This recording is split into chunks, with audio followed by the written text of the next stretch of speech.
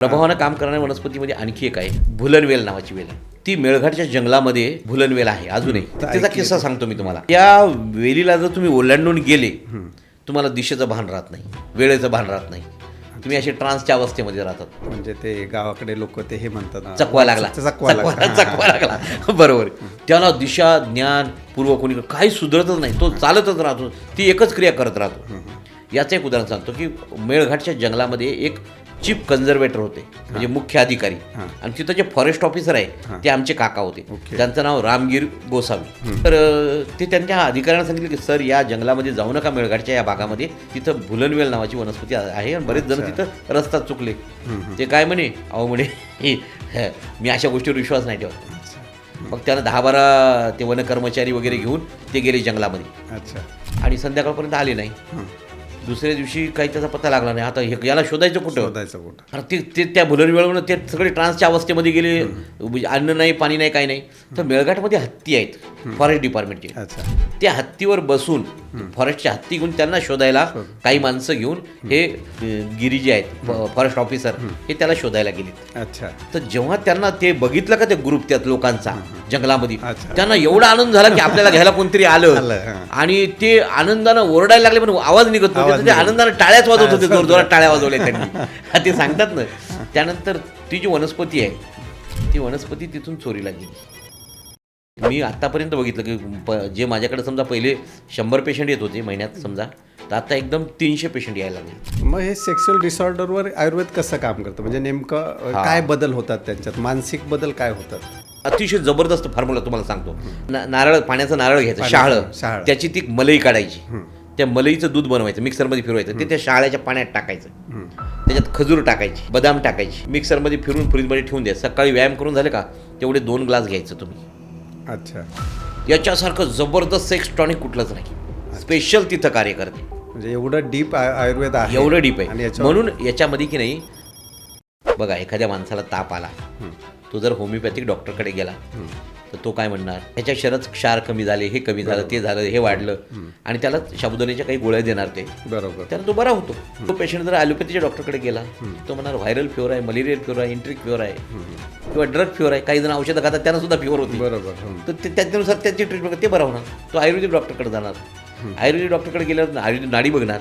नाडीमध्ये वात, पित्त, कफ, 3 दोषामध्ये कुठला दोष वाढला, याला पित्ताची नाडी जास्त वाढली, रात्री काय खाल्लं होतं विचारणार. आयुर्वेदाचा पहिला प्रश्न काय असते, तुमचा आहार काय खाता, रात्री काय खाल्लं होतं, सकाळी काय खाल्लं.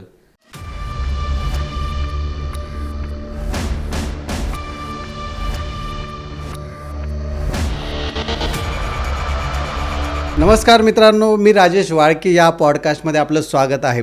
आज आपल्याकडे असे पाहुणे आलेत की जे एकदम स्पेशल आहेत आणि ते व्यवसायाने डॉक्टर आहेत. गेल्या 32 वर्षापासून वैद्यकीय सेवांमध्ये ते कार्यरत आहेत. त्याचबरोबर त्यांचं वैशिष्ट्य म्हणजे 850पेक्षा जास्त प्रसूती ह्या नॉर्मल डिलिव्हरी त्यांनी केलेल्या आहेत. त्यांनी हॉस्पिटलमध्ये अशा प्रकारचा एक फलक लावला आहे की थंडी, ताप, सर्दी, खोकला, व्हायरल जे काही अशा पेशंटनी येऊ नये.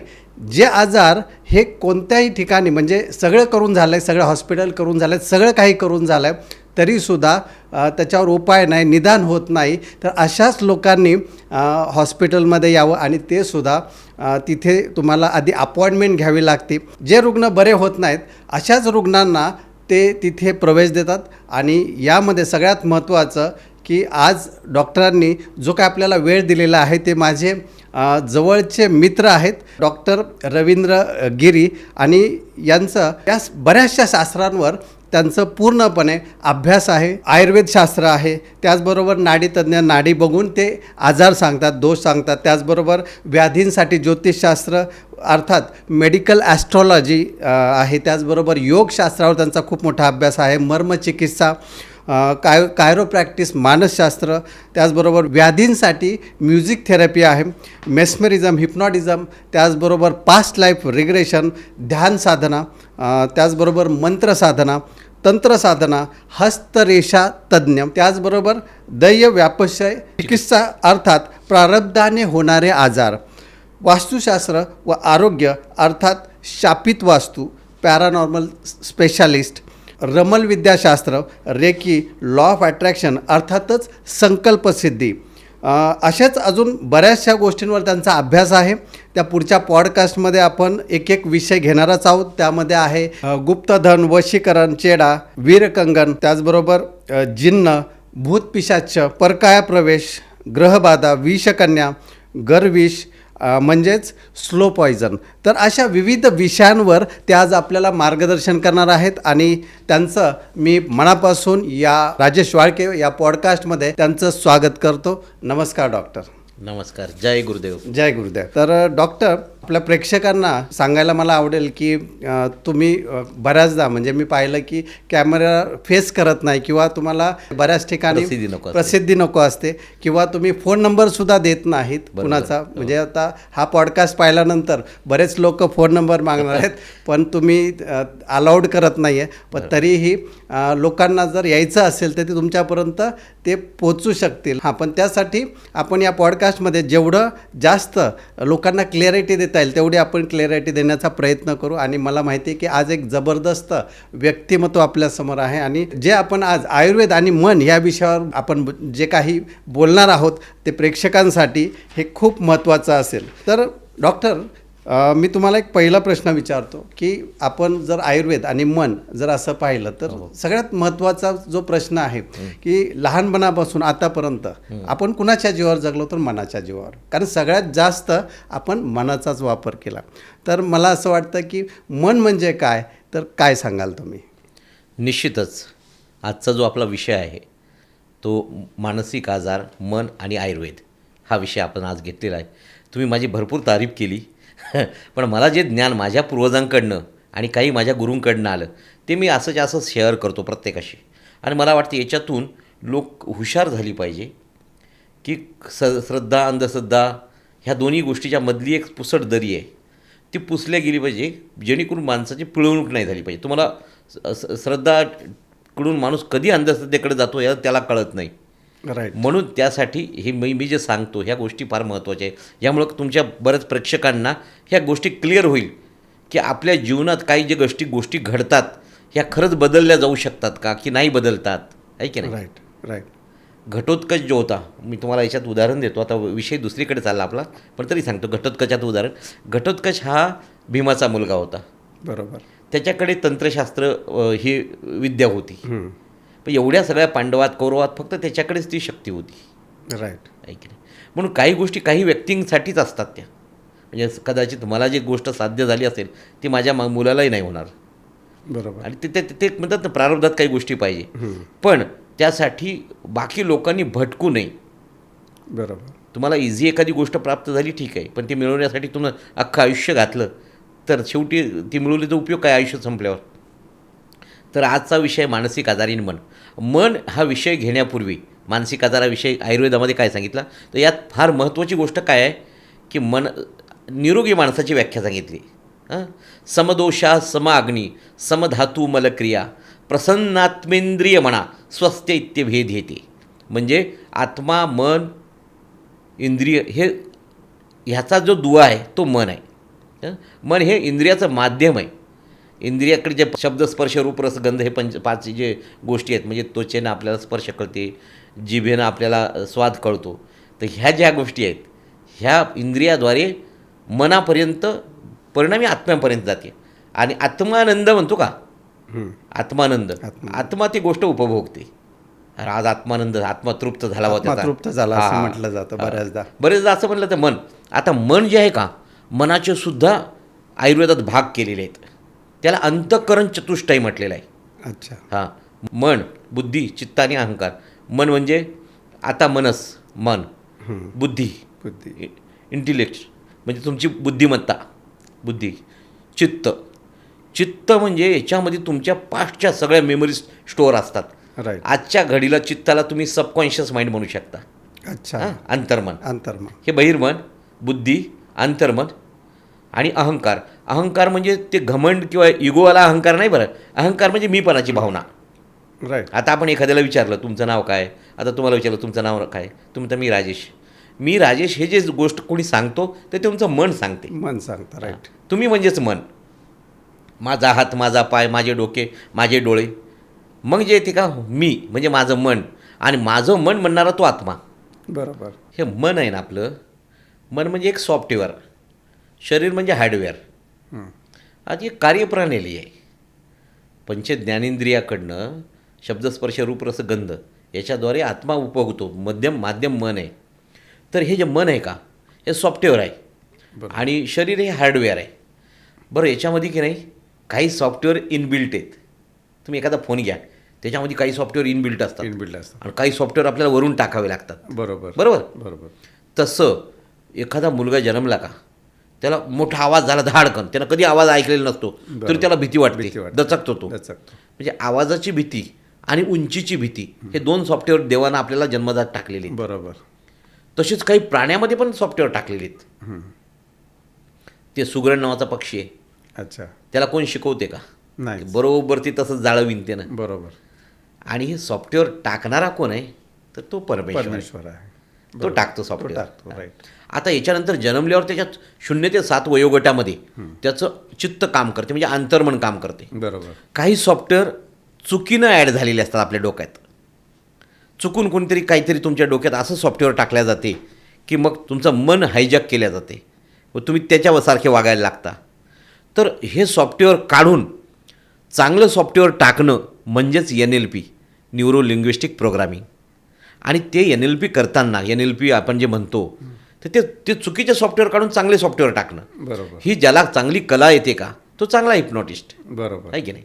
आणि त्यासाठी मग जर का शिरोधारा, पंचकर्म, नस्य याचा आयुर्वेदाचा आधार घेतला, काही वनस्पतीचा आधार घेतला, औषधाचा आधार घेतला आणि ते सॉफ्टवेअर इन्स्टॉल केलं तर परफेक्ट इन्स्टॉल होते. तो एक चांगला माणूस बनतो. क्या बात आहे, क्या बात आहे. हे आता मी एकदम जबरदस्त गोष्ट सांगणार आहे तुम्हाला. त्याच्यात चुकीचे विचार आहे का, ते त्याच्यात तरुणपणीसुद्धा प्रॉब्लेमॅटिक होतात. बरोबर. माझ्याकडे एक मुलगी आहे, छोटीशी ट्रीटमेंटला आलेली पेशंट. ती मुलगी काय म्हणते, रात्री माझ्या तळव्यावर कोणतरी जोरजोरात मारते. तळव्यावर जोरजोरात मारते. तर तिला सगळे डॉक्टर झाले आणि पुण्यामध्ये माझी मानलेली बहीण आहे एक, राजेश्री ताई म्हणून, त्या ताईने तो पेशंट पाठवला माझ्याकडे. तर त्या मुलीला काय केलं, मी हिप्नोटाईज केलं आणि तिला तिचं एज कमी करत सगळीकडे बघितलं की लहानपणी कोणी मारलं का. तर ती डिलिव्हरीच्या वेळेस ती क्राय घेत नव्हती, रडत नव्हती. बाळ डिलिव्हरी झाल्या तर तिथल्या डॉक्टरांनी, नर्सनी तिला उलटं करून तिच्या तळव्यावर लई जोरात मारलं. अच्छा. आणि त्याच्यानंतर ती गोष्ट तिला आता सुद्धा जाणवते. हां, मग मी त्या वेळेस हिप्नोटाईज करून त्या वेळेपर्यंत तिला घेऊन गेलं आणि तिथं ते तेवढा पार्ट इरेज केला. बरोबर. म्हणजे त्या मुळापर्यंत पोहोचलो आणि त्याच्यानंतर बिना औषधानं ती बरी झाली. क्या बात. आयुर्वेदामध्ये इतकं डीप सांगितलेलं आहे की मनाच्या आजार बरे करायचे असेल तुम्हाला तर चित्तवृत्ती निरोध, म्हणजे मनाची गुणधर्म काय, मन चंचल आहे. मग त्याच्यामध्ये आहार, विहार, औषधी आणि चिकित्सा 4 गोष्टी सांगितल्या. मानसिक आजार बरे करण्यासाठी नुसत्या औषधानं नाही होत. आहार, विहार, चिकित्सा आणि औषधी हे 4 गोष्टी सांगितल्या. आहार म्हणजे तुम्ही आहार काय घेतला पाहिजे. मग आहाराचे 3 भाग केले, सात्विक आहार, राजसिक आहार आणि तामसिक आहार. जैसे खाई अन्न तैसे होई मन. तुम्ही जशा प्रकारचं अन्न खाता का तसं तुमचं मन बनते. म्हणून तुम्हाला एक उदाहरण सांगतो याच्यामध्ये. कृष्ण भगवान जे होते हे जेव्हा दुर्योधनाकडे गेले की आता आपण युद्ध थांबवू बघ, त्यांनी भयंकर प्रयत्न केले. तर त्यावेळेस दुर्योधन जे आहे का, त्यांनी इतक्या प्रकारचे अन्न तयार केले होते, पक्वान्न तयार केले होते. पण कृष्ण भगवान जेव्हा गेले ना त्याच्या घरी, तिथलं कणभरसुद्धा अन्न नाही खाल्लं. ते तिथून विदुर काकाकडे गेले आणि विदुराच्या घरी जे काही शिळपाक जे असेल ते त्यांनी आनंदाने खाल्लं. कारण अन्नात सुद्धा दोष असतो. अन्नाच्या स्थूल भागापासून, सार भागापासून, सूक्ष्म भागापासून मल, रसरक्त मांस मेद अस्थिमज्जा म्हणजे शुक्र, 7 धातू आणि मन असे 3 भाग बनतात. तर जैसे खाई अन्न तैसे होई मन. जसं अन्न खाल तसं मन होईल. तुम्ही जर तामसिक अन्न खाल्लं तर तुमच्यात तमोगुण वाढेल, मग आळस, निद्रा. राजसिक आहार खाल्ला तुम्हाला तर स्त्रीबद्दल कामेच्छा वाढेल तुमच्यामध्ये, ब्रह्मचर्य पालन. म्हणून सात्विक अन्न असलं पाहिजे. जे मानसिक आजाराचे रुग्ण आहेत त्यांना अन्न देताना सात्विक अन्न इथून सुरुवात आहे. आहार झाला, मग विहार. विहारमध्ये तुम्ही कुठं बसले पाहिजे, कुणासोबत असले पाहिजे, कोणत्या स्थानावर असले पाहिजे, कुठं फिरायला गेले पाहिजे. म्हणून याच्यामध्ये आपण देवस्थानच्या ठिकाणी जायला सांगतो. बरोबर. तिथं गेल्यावर एक पॉझिटिव्ह एनर्जी मिळते, राईट की नाही. त्या स्थानाला विशेष महत्त्व आहे. बरं, तुम्ही एखादी प्रतिस्थान तसं निर्माण करा, ती एनर्जी तिथे येत नाही. तुम्ही प्रति बालाजी निर्माण करा, प्रति शिर्डी निर्माण करा, नाही होत. म्हणजे अमिताभसारखा डुप्लिकेट अमिताभ जरी दिसणारा अमिताभसारखा असला तर अमिताभची जागा नाही घेऊ शकत. ती एनर्जी नाही आहे. तर ते स्थान महात्म्य म्हणून सांगितलेलं आहे. म्हणून कोणी हिमालयात फिरायला जाते, किंवा मी म्हणतो ना, एखाद्या माणसाला डिप्रेशन जरी आलं, नैराश्य जरी आलं, त्यानं घर सोडून बाहेर निघायचं, मस्त नदी किनारी तलावाच्या ठिकाणी फिरून यायचं, एखाद्या मंदिरात, त्याच्या आवडत्या कुठलंही मंदिर असो, एखाद्या विहारात जाऊन यायचं. बौद्ध विहार जे आहेत तिथं फार जुन्या काळचे, तिथं भयंकर साधना झालेली आहे. आणि जिथं जिथं असे सिद्ध पुरुषांनी साधना केलेली आहे किंवा जमावाने साधना केलेली आहे, जगाच्या कल्याणासाठी साधना केलेली आहे, त्या ठिकाणी गेले की तुम्हाला सुद्धा शांतता वाटते. राईट. तिथली एक एनर्जी असते तशी. तर मानसिक आजारी व्यक्तीचे जर विश्लेषण केलं आपण, त्याबद्दल एक सहज जोक सांगतो, फक्त जस्ट एन्जॉय करा. मानसिक आजारी म्हणजे कसे, की काही लोक जे आहेत ना, ते म्हणतात ते हवेत बंगला बांधतात, ते हवेत बंगला बांधतात, ते मानसिक आजारी. अच्छा. हां. बरोबर. आणि जे म्हणतात त्या हवेतल्या बंगल्यात मी राहतो, ते मनोशारीरिक सायकोसोमॅटिक डिसऑर्डर. बरोबर. हां, मनोशारीरिक आजार त्याला. हां, ते म्हणतात मी त्या बंगल्यात राहतो, हवेतल्या बंगल्यात राहतो. बरोबर. आणि त्या बंगल्याचं जे भाडं वसूल करतात ते मानसिक आजाराचे डॉक्टर. अच्छा, काय बात आहे. आयुर्वेदामध्ये मानसिक आजारावर जबरदस्त औषधी सांगितलेले आहेत. म्हणजे त्याची आम्ही नाडी परीक्षा करतो पेशंटची. नाडी परीक्षा केल्यानंतर त्याच्या दोष बघितल्या जातात, त्याच्यामध्ये त्याची प्रकृती बघितल्या जाते, आणि त्याचा अभ्यास करून मग ते निदान करून त्याला औषध उपाययोजना केली जाते. एखादा जर वेड्यासारखा करत असेल तर आयुर्वेदामध्ये एक त्याचं नाव बघा, मी मजेसाठी सांगतो, त्याचं नाव आहे महापिशाचक घृत. महापैशाचक घृत. ओके. ते एक तूप असं आहे की थोडंसं आपण जर ग्रहण केलं तर तेवढा इफेक्ट येत नाही ना. म्हणजे जास्त खाऊ शकत नाही तुम्ही, 250 ml वगैरे. त्या पेशंटला जेव्हा उन्माद अपस्माराचे पेशंट असतात ना, हिस्टेरियाचे पेशंट एकदम ॲरोगंट होतात, त्याला अर्धा किलो तूप आम्ही लगेच देतो प्यायला. हो, म्हणजे तेवढं पाव किलो तो खातो आणि त्याच्यानंतर तो शांत होतो. अच्छा. हे वात पित्त कफ हे जे आता तिथे येतो. वात पित्त कफामध्ये जे आहे ते माणसाच्या शरीरामध्ये 3 दोष आहे, वात पित्त कफ. हे प्राकृत म्हणजे चांगल्या स्वरूपात असतात, त्यांचं कार्य शरीरामध्ये आहे. पित्ताचे कार्य अग्नी आहे, अन्नपचन करणं वगैरे. वाताचं कार्य चालणं वगैरे, हृदयाची धडधड करणं, विचार करणं. जे न्यूरॉनमध्ये इलेक्ट्रॉनिक इम्पल्स जे पळतात ते वाताचं कार्य आहे. आणि ही जी कार्य आहे, आणि एखादा माणूस कफाचं कार्य, हे जे कार्य होतात, पित्ताचं कार्य, वाताचं कार्य, त्या कार्यानुसार त्याचे व्याधी निर्माण होतात. याच्यात जर दोष झाला तर, म्हणून बरेच वेळा उन्माद अपस्मार म्हणजे हिस्टेरियाच्या केसमध्ये, ओसीडीच्या केसमध्ये वाताची चिकित्सा करावी लागते, कारण मन अति चंचल पळते भयंकर. बरोबर. विचार थांबतच नाहीत त्याची. थांबत. त्यावेळेस तुम्हाला त्याची वाताची चिकित्सा करावी लागते. त्याच्यामध्ये वाताची चिकित्सा करताना स्नेहन, स्वेदन, बस्ती, रक्तमोक्षण वेगवेगळ्या पद्धतीने आपण चिकित्सा करतो आवश्यकतेनुसार. तर त्याच्यामध्ये जे शिरोधारा एक आहे, तर त्याच्यामध्ये इथे आज्ञाचक्राच्या वर मेंदूवर तेलाची एक धार धरली जाते, शिरोधारा म्हणतात त्याला. शिरोधारा आहे, त्याच्यात तक्रधारा आहे, बरेच प्रकारचे औषधी द्रव्याचे तेल हे करतात. आता बरेच वेळा काय होते की औषधी द्रव्य बनवताना तुम्ही जर स्वतः ते तेल निर्माण केलं, औषधी द्रव्याचं तेल, त्याच्यामध्ये बरेचसे औषधी द्रव्य लागतात. ब्राह्मी आहे, शंखपुष्पी आहे, जटामांसी आहे, आणि ही चांगल्या पद्धतीची औषधं जमा करतो म्हटलं तर कॉस्टली औषधं आहेत. बरोबर. आणि तुम्हाला एका पेशंटची शिरोधारा करायसाठी जे तेल आहे का, आम्हाला 2,500 ते 3,000 ₹3,500 रुपये लिटर बनवायला खर्च येतो. हो. आणि मार्केटमध्ये म्हणजे शिरोधारा देणं तो भाग वेगळाच, ते औषधी द्रव्याचेच कॉस्ट सांगतो तुम्हाला. आणि मार्केटमध्ये तुम्हाला ₹1,000 ₹2,000 शिरोधारा देतात. तर तिथं तेल योग्य दर्जाचं वापरलेलं नसते, तिथं निदान केले जात नसते, त्यामुळे रिझल्ट येत नाही. ते फक्त साध्या माणसाला ज्याला निरोगी आहे त्याला ते बरं वाटेल, बाबा काहीतरी केलं आपल्याला.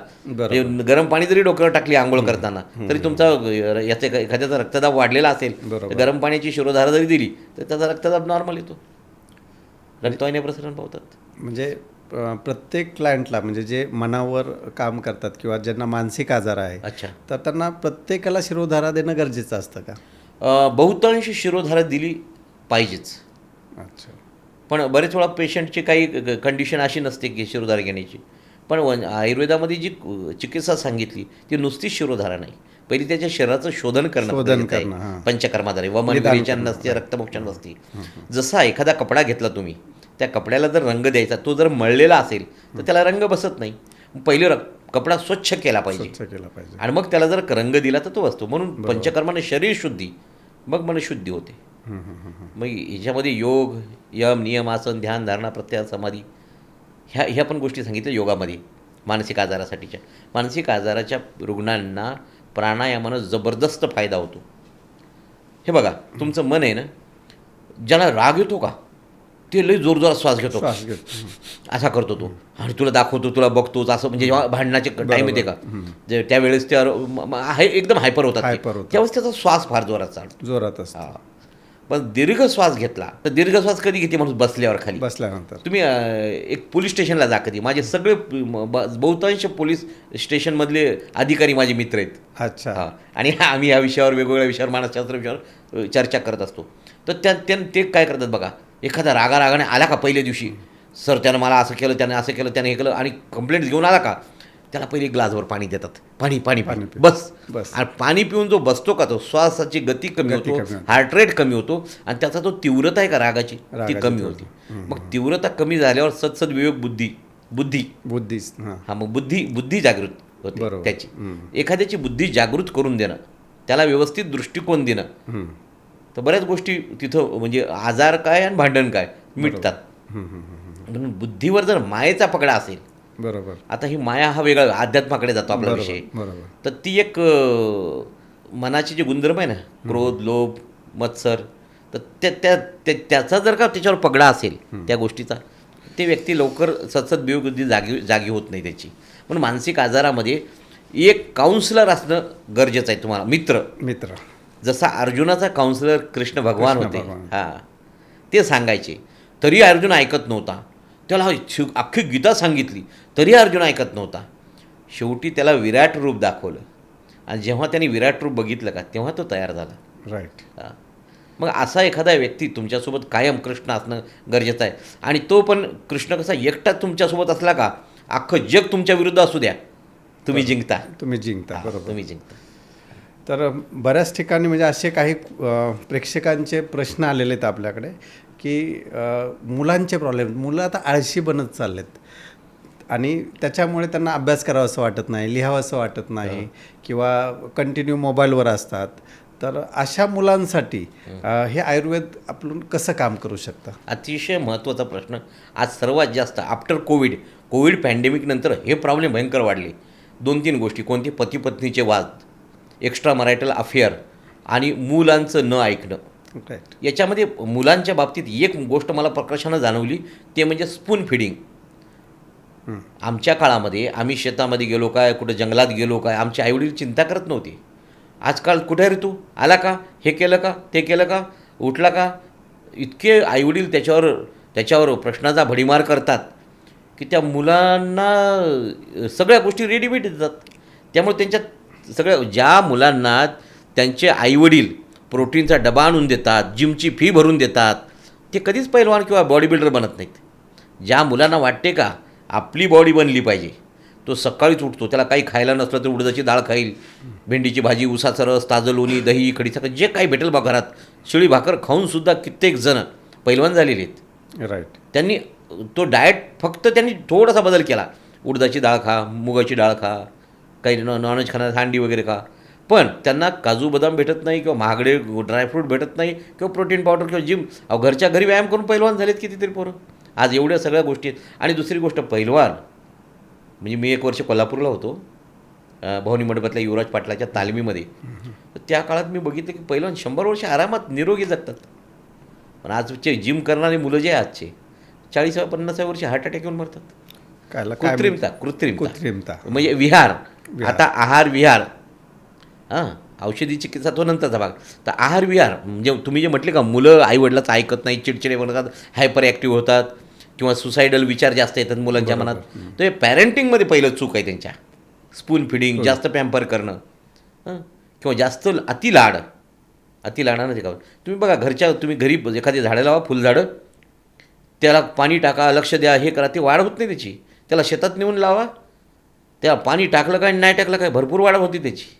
बरोबर. निसर्ग वाढवतो तिथं, निसर्ग. तिथं तुम्ही वाढवता. त्याला नैसर्गिक वाढू द्या तुमच्या मुलांना. बरोबर. कमतरता पाहिजे, मिनिमायझेशन. जेवढ्या तुम्ही कमी गोष्टी दिल्या का मुलाला तेवढा तो डेव्हलप होणार. विषम परिस्थितीत सक्षम माणूस बनवते. बरोबर. विषम परिस्थितीत सक्षम माणूस बनवते. तर ह्या गोष्टी आहेत. तर त्याच्यामध्ये त्या दोन ते हायपर ॲक्टिव्ह मुलं आहेत, त्याच्यामध्ये आहे आहार विहार. तर ह्या आहारामध्ये त्यांच्या चुकी जंक फूड खातात, बाहेरचे पिझ्झा बर्गर किंवा त्या स्विगीवरनं मागवणं, हे सगळं बंद झालं पाहिजे. तुम्ही ताजं अन्न खायचं, आत्ता करायचं आत्ता खायचं. नॅचरल फूड असलं पाहिजे. 30-40% तर तुम्ही कच्चं खाल्लं पाहिजे. हे आहारच नाही ना. मग तुम्ही डॉक्टरकडे जाता, डॉक्टर औषधं गोळ्या देतात आणि तुमच्या मेंदूतला तेवढा ब्लॉक बंद करून ठेवतात भाग. एखादा जर झोपच येत नाही, ओरडतोच, मग झोपेच्या औषधं गोळ्या, मग ते दिले की पोर असं सुस्त होतो, म्हणजे तो रोबोट होऊन जातो. त्याच्यामध्ये नंतर काम भावनाही राहत नाही, म्हणजे ते वैवाहिक जीवनात पण सुखी होत नाही. बरोबर.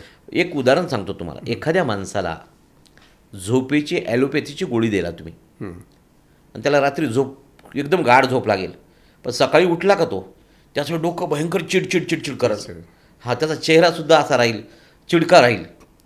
उलट अशा पेशंटला संध्याकाळची मस्त तेलानं मालिश करा, मसाज द्या, शिरोधारा द्या, शिरोबँग करा, त्याला नस्य टाका, त्याच्या नाकामध्ये फक्त गाईचे 2-2 थेंब तूप टाका, दोन्ही नाकपुडीत गावठी गाईचे 2 थेंब तूप जर टाकले, इतकी शांत झोपले, घोरणं बंद होते त्याचं. दुसरी गोष्ट, त्याला रात्री झोपताना खसखस, जायफळ आणि दूध, साखर टाकून, खडी साखर टाकून हे द्या त्याला झोपताना. ब्राह्मी, शंखपुष्पी, जटामांसी ह्या वनस्पती नंतरच्या. एवढं जरी दिलं, त्यानंतर त्याला जी अशी झोप लागते, त्यासाठी आम्ही एक तेल बनवलं. बरं झालं आठवण झाली. त्याचं नाव ठेवलं आम्ही मनशांती तेल. माझ्याकडे येणाऱ्या प्रत्येक पेशंटला मी एक बाटली देतो. अच्छा. ते झोपत असेल ना, त्याच्या अंगाला आंघोळ मालिश करायची डोक्याची, सण झोप लागते त्याला. संध्याकाळच्या जेवणात थोडंसं गोडा पाहिजे, दूध वगैरे, दूध, खडी साखर, आणि इतकी छान झोप लागते. आता अशा पद्धतीने झोप लागलेला मनुष्य दुसऱ्या दिवशी, आणि जर शक्य झालं तर त्याला पॉझिटिव्ह अफर्मेशन, आपली कॅसेट आहे, तुम्ही पण बनवली, तुमची अतिशय छान आहे. तुम्ही बनवलेली कॅसेट मला इतकी आवडली, अतिशय छान आहे. ती जर त्याने रात्री झोपताना ऐकत ऐकत झोपला, इतकी शांत झोप लागते त्याला की दुसऱ्या दिवशी सकाळी उठल्यावर त्याला फ्रेश वाटते. किती पळू, किती धावू, काय करू, योगा करू, नवीन नवीन कल्पना सुचतात. बरोबर. व्हिज्युलायझेशन त्याच्यामध्ये इतकं चांगलं राहते, त्याच्यात कल्पनाशक्ती इतकी वाढते. पण तो जर का त्याला काही ड्रग्ज दिले तुम्ही झोपेसाठी, तर ते जर झोपल्या गेला तर त्याला दुसऱ्या दिवशी काही सुचत नाही. इवन म्हणजे तो जर का नवीन लग्न झालेला असेल, न्यूली मॅरिड असेल, तो पत्नीकडे सुद्धा बघत नाही. त्या औषधाचा दुष्परिणाम, म्हणजे सेक्शुअल डिसऑर्डर सुद्धा बरेच वाढले त्याच्या औषधांमुळे. आफ्टर कोविड भरपूर वाढलेत. म्हणजे मी आत्तापर्यंत बघितलं की जे माझ्याकडे समजा पहिले 100 पेशंट येत होते महिन्यात समजा, तर आता एकदम 300 पेशंट यायला लागलेत. अच्छा. मग हे सेक्शुअल डिसऑर्डरवर आयुर्वेद कसं काम करतं, म्हणजे नेमकं काय बदल होतात त्यांच्यात, मानसिक बदल काय होतात? हे बघा, याच्यात मानसिक आजारामध्ये जेव्हा सेक्शुअल डिसऑर्डर आपण बघतो, त्याच्यात 2 प्रकार आहेत. एक प्रकार म्हणजे डिक्रीज्ड लिबिडो, म्हणजे कामेच्छाच निर्माण होत नाही. त्याच्याकडे सगळं असते पण त्याच्यात कामभावना निर्माण होत नाही, त्याला म्हणतो डिक्रीज्ड लिबिडो. दुसरं आहे ते कामभावना असते पण शरीरात शक्ती येत नाही, जीव येत नाही त्याच्यामध्ये. बरोबर. हे 2 प्रकार वेगवेगळे आहेत. काही ठिकाणी हे दोन्ही सापडतात, काही ठिकाणी एक असतो. मग त्यानुसार अनुषंगाने आपण त्याची चिकित्सा करतो. त्यासाठी आपण एक च्यवनप्राश बनवलेला आहे. अच्छा. हा, त्या च्यवनप्राशचा एक किस्सा फार जबरदस्त आहे. तर मी काय करतो की हे जे च्यवनप्राश बनवतो, याच्यामध्ये शतावरी, अश्वगंधा, सफेद मुसळी, विदारी कंद, कवच बीज आणि आमच्या मेळघाटच्या जंगलातले कंद वापरतो. आणि ह्यासोबत मन शांत राहणाऱ्या, बघा तुम्हाला सेक्सचे जे पेशंट आहेत ना, ते सांगताना बरेच वेळा सांगतात, सर मी ड्रिंक घेतली ना तर माझा ड्राईव्ह वाढतो. बरोबर. असे बरेच पेशंट आहेत. हो. आणि ड्रिंक नाही घेतली तर माझं 2 मिनिटात स्खलन होते. तर हे ड्रिंकनं काय करते की तुम्हाला आजूबाजूची भीती, ताण तणाव कमी करतो. जर तुम्ही याच्यासोबत ब्राह्मी, शंखपुष्पी, जटामांसी सारखा अर्क जर याच्यासोबत दिला, शिलाजीतच्या अर्कासोबत किंवा च्यवनप्राशसोबत, तर तुम्हाला ड्रिंक घेण्याची अजिबात गरज पडत नाही. उलट तुमचे शरीर चांगलं राहते, तुमचं लिव्हर चांगलं राहते. आता हे औषध जेव्हा मी बनवलं च्यवनप्राश, तर मी माझ्या बरेच पोलीस अधिकारी मित्रांना दिलं. एक अधिकारी आहेत, मी नाव नाही सांगत, त्यांना म्हटलं, सर ह्या औषधात मी तयार केला हा च्यवनप्राश, याचं नाव काय ठेवू? तर ते म्हणे डॉक्टर साहेब याचं नाव पलंगतोड च्यवनप्राश ठेवा म्हणे. तर मी तेव्हा काय म्हटलं, ते पहिले मी लिहिलं पलंगतोड च्यवनप्राश, पण नंतर थोडंसं ऑकवर्ड वाटलं ते नाव बरोबर. वाचताना वगैरे हॉस्पिटलमध्ये. तर मग त्याच्यापुढे च्यवनप्राश PT लिहिलं. अच्छा PT त्याचा शॉर्ट फॉर्म आहे. अच्छा आणि PT म्हणजे पलंगतोड. पलंगतोड पलंगतोड. ते चाललं बरोबर. ते झालं. म्हणजे PT काढा आणि PT च्यवनप्राश एवढं फेमस झालं आमचं की बरेच अधिकारी आहे ना, मला कुरिअरनं पाठवावं लागते त्यांना. अच्छा म्हणजे पुण्यात तरी माझी भयंकर मित्र आहेत की ज्यांना आलो की सोबत 10 डबे घेऊनच यावं लागतात. राईट. म्हणजे तिथून चाकणपासून जे सुरुवात होते तर इकडं कात्रजपर्यंत येईपर्यंत तुमच्यापर्यंत येईपर्यंत संपतात. हां म्हणजे हे लोकांनी सांगत नाहीत, कारण याच्यामुळे रिलेशनशिपमध्ये पण प्रॉब्लेम यायला लागलेत लोकांचे. बिलकुल बिलकुल हां, बिलकुल. म्हणजे कुठेतरी बाहेर मग अफेअर वगैरे हो, या गोष्टी ह्या वाढत चाललेल्या आहेत. तर हे लोकांनी कुठेतरी मन मोकळं ह्या गोष्टी बोलल्या पाहिजे, चर्चा केली पाहिजे. चर्चा केली पाहिजे. प्रत्येकाला वाटतं हा प्रॉब्लेम आपल्यालाच आहे, पण मॅक्झिमम जर समाजात पाहिलं तर 90% प्रॉब्लेम लोकांना आहेच हा. नाही सर, या प्रॉब्लेमचं मूळ आहारात परत जातो. आहार विहार. ओके. आहारामध्ये तुम्ही जे अन्न खाता का त्याचा रस बनते, रसाचं रक्त बनते, रक्ताचा मांस बनते, मांसाचं मेद बनते, मेदाचा अस्थी आणि अस्थिचं मज्जा आणि मज्जाचं शुक्र हा 7वा धातून 7 धातूचा सार ओज म्हटलेला आहे. आता आपण जे अन्न खातो का त्याचं वीर्य कसं बनते आयुर्वेदामध्ये, मग तुमची सिमेंट क्वांटिटी कशी वाढते. राईट. आता एक अतिशय जबरदस्त फॉर्म्युला तुम्हाला सांगतो. नारळाचं दूध घ्यायचं, म्हणजे नारळ, पाण्याचं नारळ घ्यायचं, शहाळं, त्याची ती मलई काढायची, त्या मलईचं दूध बनवायचं, मिक्सरमध्ये फिरवायचं, ते त्या शहाळ्याच्या पाण्यात टाकायचं, त्याच्यात खजूर टाकायची, बदाम टाकायची, जे ड्रायफ्रूट टाकता येईल तुम्हाला ते टाकायचं, मिक्सरमध्ये फिरून फ्रीजमध्ये ठेवून द्या. सकाळी व्यायाम करून झाले का तेवढे 2 ग्लास घ्यायचं तुम्ही. अच्छा. याच्यासारखं जबरदस्त सेक्स टॉनिक कुठलंच नाही. अच्छा. हा. आमच्या जंगलामध्ये एक मुळी मिळते, ते रूट, त्या वेलाची मुळी आणायची, तिला चेचायचं, अर्धा लिटर दूध घ्यायचं, त्याच्यामध्ये ती मुळी टाकून द्यायची. टाकायची. मी तुम्हाला हे पाठवीन. मुळी चेचायचं, ती अर्धा लिटर दुधामध्ये टाकायची. अर्धा लिटर दुधामध्ये टाकल्यानंतर दुसऱ्या दिवशी सकाळी ते दूध घ्यायचं, असं त्याच्यात फक्त बोट घालायचं आणि असं 3 फूट वर उंचलायचं. ते त्या दुधातून 3 फूट तार तुटतो असा. अच्छा. ते दूध तुम्ही सगळं पिऊन घ्यायचं सकाळी. अच्छा. त्यानंतर तुम्ही जर का तुमचं वीर्य चेक केलं तर त्यालासुद्धा 3 फूट तार तुटते अशी. अरे बाप. बरं, तुमच्या अश्रू चिकट होणार नाही, तुमची लाळ चिकट होणार नाही, तुमची युरिन चिकट होणार नाही, तुमचा घाम चिकट होणार नाही, फक्त तुमचं सिमेनच तेवढं चिकट होते. याला आयुर्वेद म्हणतात. स्पेशल तिथं कार्य करते. म्हणजे एवढं डीप आयुर्वेद आहे. एवढं डीप आहे. म्हणून याच्यामध्ये की नाही ऋषींनी, चरक ऋषींनी गण तयार केले, ग्रुप्स तयार केले औषधीचे. जीवनीय गण, बृहणीय गण, वृष्यगण. आता तुम्हाला 2 मधलं डिफरन्स सांगतो. आधुनिक शास्त्र काय म्हणते, 50 किलोचा जर माणूस आहे त्याला 50 किलो प्रोटीन दिलं पाहिजे, 50 ग्रॅम प्रोटीन दिलं पाहिजे, कार्ब एवढेच खायचे, प्राणीजन्य पदार्थ खायचे नाही, हे खायचं नाही, ते खायचं नाही, तेल हेच खायचं, हे तेल नाही खायचं, हे बऱ्याच तुम्हाला रिस्ट्रिक्शन टाकते. पण आयुर्वेदामध्ये त्याला सांगितलं की तसं नाही आहे. ते का ते 50 ग्रॅम प्रोटीन कुठलंही खा, आयुर्वेदमध्ये कुठलंही नाही. आयुर्वेदाने वृष्यगण केला. अच्छा. हां, बृहणीय ग्रहण केला. तुमचं वजन वाढवायसाठी या वनस्पतीमधली प्रोटीन. अच्छा. तुमची सेक्सची पॉवर वाढायची ह्या जीवनीय गण, वृष्यगण. हां, तर त्या वृष्यगणामध्ये उडीद आहे, भेंडीची भाजी, उसाचा रस, ताजं लोणी, दही, इकडी साखर, ह्या ज्या गोष्टी आहेत का, हे तात्काळ वीर्य वाढवणारे आहे. बरोबर. तुम्ही जर का 100, ते ॲलोपॅथीमध्ये तुम्ही 100 ग्रॅम प्रोटीन सोयाबीनमधून घ्या, की 100 ग्रॅम प्रोटीन उडदामधून घ्या, किंवा 100 ग्रॅम प्रोटीन मटणामधून घ्या. पण मटणातलं घेतलेलं प्रोटीन तुमचा तामसिक गुण वाढवते. तुम्हाला क्रोध वाढणार, राग येणार, तुम्ही धावून जाणार, तुम्ही कोणाला मारणार. पण तेच जर का तुम्ही उडदामधलं प्रोटीन खाल्लं 100 ग्रॅम, तुमचं मन शांत राहणार, ती तुमची वीर्यशक्ती वाढणार, कॉन्स्टंट कायम राहणार. तुम्ही जर सोयाबीनमधलं प्रोटीन खाल्लं तर तुमचं प्रोजेस्टेरॉन वाढणार, तुम्हाला गायनेकोमास्टिया होऊ शकतो, स्तन वाढतात पुरुषांचे, आणि तुमच्यामध्ये आवाजामध्ये सुद्धा फरक पडतोय. थोडासा तो माणूस जो आहे स्त्री सारखा बोलायला लागतो. अच्छा. तर ह्या गोष्टी घडतात. म्हणून जीवनीय गण आयुर्वेदात जेवढा स्टडी झाला का तेवढा बाकी शास्त्रात नाही झाला. आज एक विचार करा ना, एका वनस्पतीचा स्टडी करायला कोणी PhD करतात एका वनस्पतीवर, त्याचं अख्खं आयुष्य जाते, तर त्या वनस्पतीचा काही 2% भाग कळतो त्याला. बरोबर. एका ऋषीनं सगळ्या भारतातल्या वनस्पतीबद्दल लिहून ठेवलं.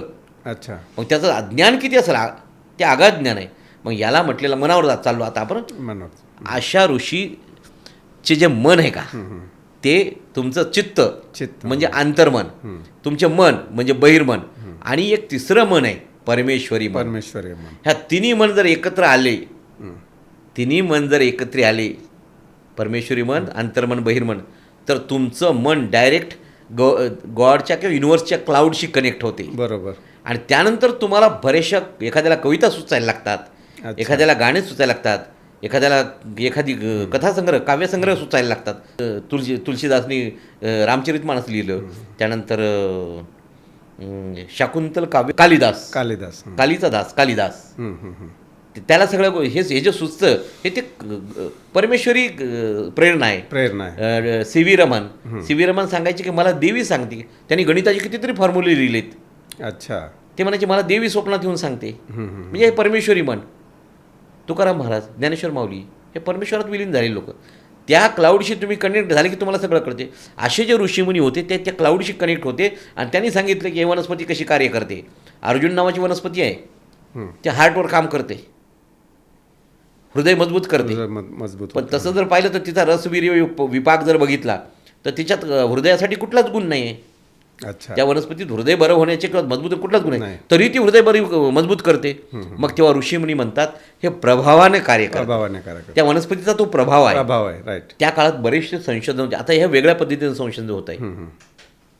बघा, एखाद्या माणसाला ताप आला, तो जर होमिओपॅथिक डॉक्टरकडे गेला तर तो काय म्हणणार, ह्याच्या शरच क्षार कमी झाले, हे कमी झालं, ते झालं, हे वाढलं, आणि त्याला साबुदाण्याच्या काही गोळ्या देणार ते. बरोबर. त्याला तो बरा होतो. तो पेशंट जर ॲलोपॅथीच्या डॉक्टरकडे गेला तो म्हणणार व्हायरल फिवर आहे, मलेरियल फिवर आहे, एंट्रिक फिवर आहे, किंवा ड्रग फिवर आहे. काही जण औषधं खातात त्यांना सुद्धा फिवर होती. बरोबर. तर त्याच्यानुसार त्याची ट्रीटमेंट ते बरं होणार. तो आयुर्वेदिक डॉक्टरकडे जाणार. आयुर्वेदिक डॉक्टरकडे गेल्यावर आयुर्वेदिक नाडी बघणार. नाडीमध्ये वात, पित्त, कफ, 3 दोषामध्ये कुठला दोष वाढला, याला पित्ताची नाडी जास्त वाढली, रात्री काय खाल्लं होतं विचारणार.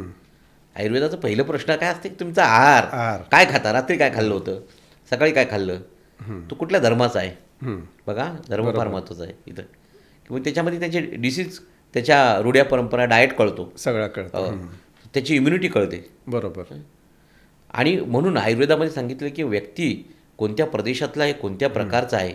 समजा माझ्याकडे जर एखादा राजस्थानचा माणूस आला औषध घ्यायला, उष्ण प्रदेशातला आहे, त्याला औषध उष्ण देण्याची गरज नाही, त्याची शरीरयष्टी हट्टीकट्टी आहे. पण माझ्याकडे एखादा सुकुमार मारवाडी कुटुंबातला एखादा व्यक्ती आला, त्याला डोस फार कमी द्यायला लागणार. बरोबर.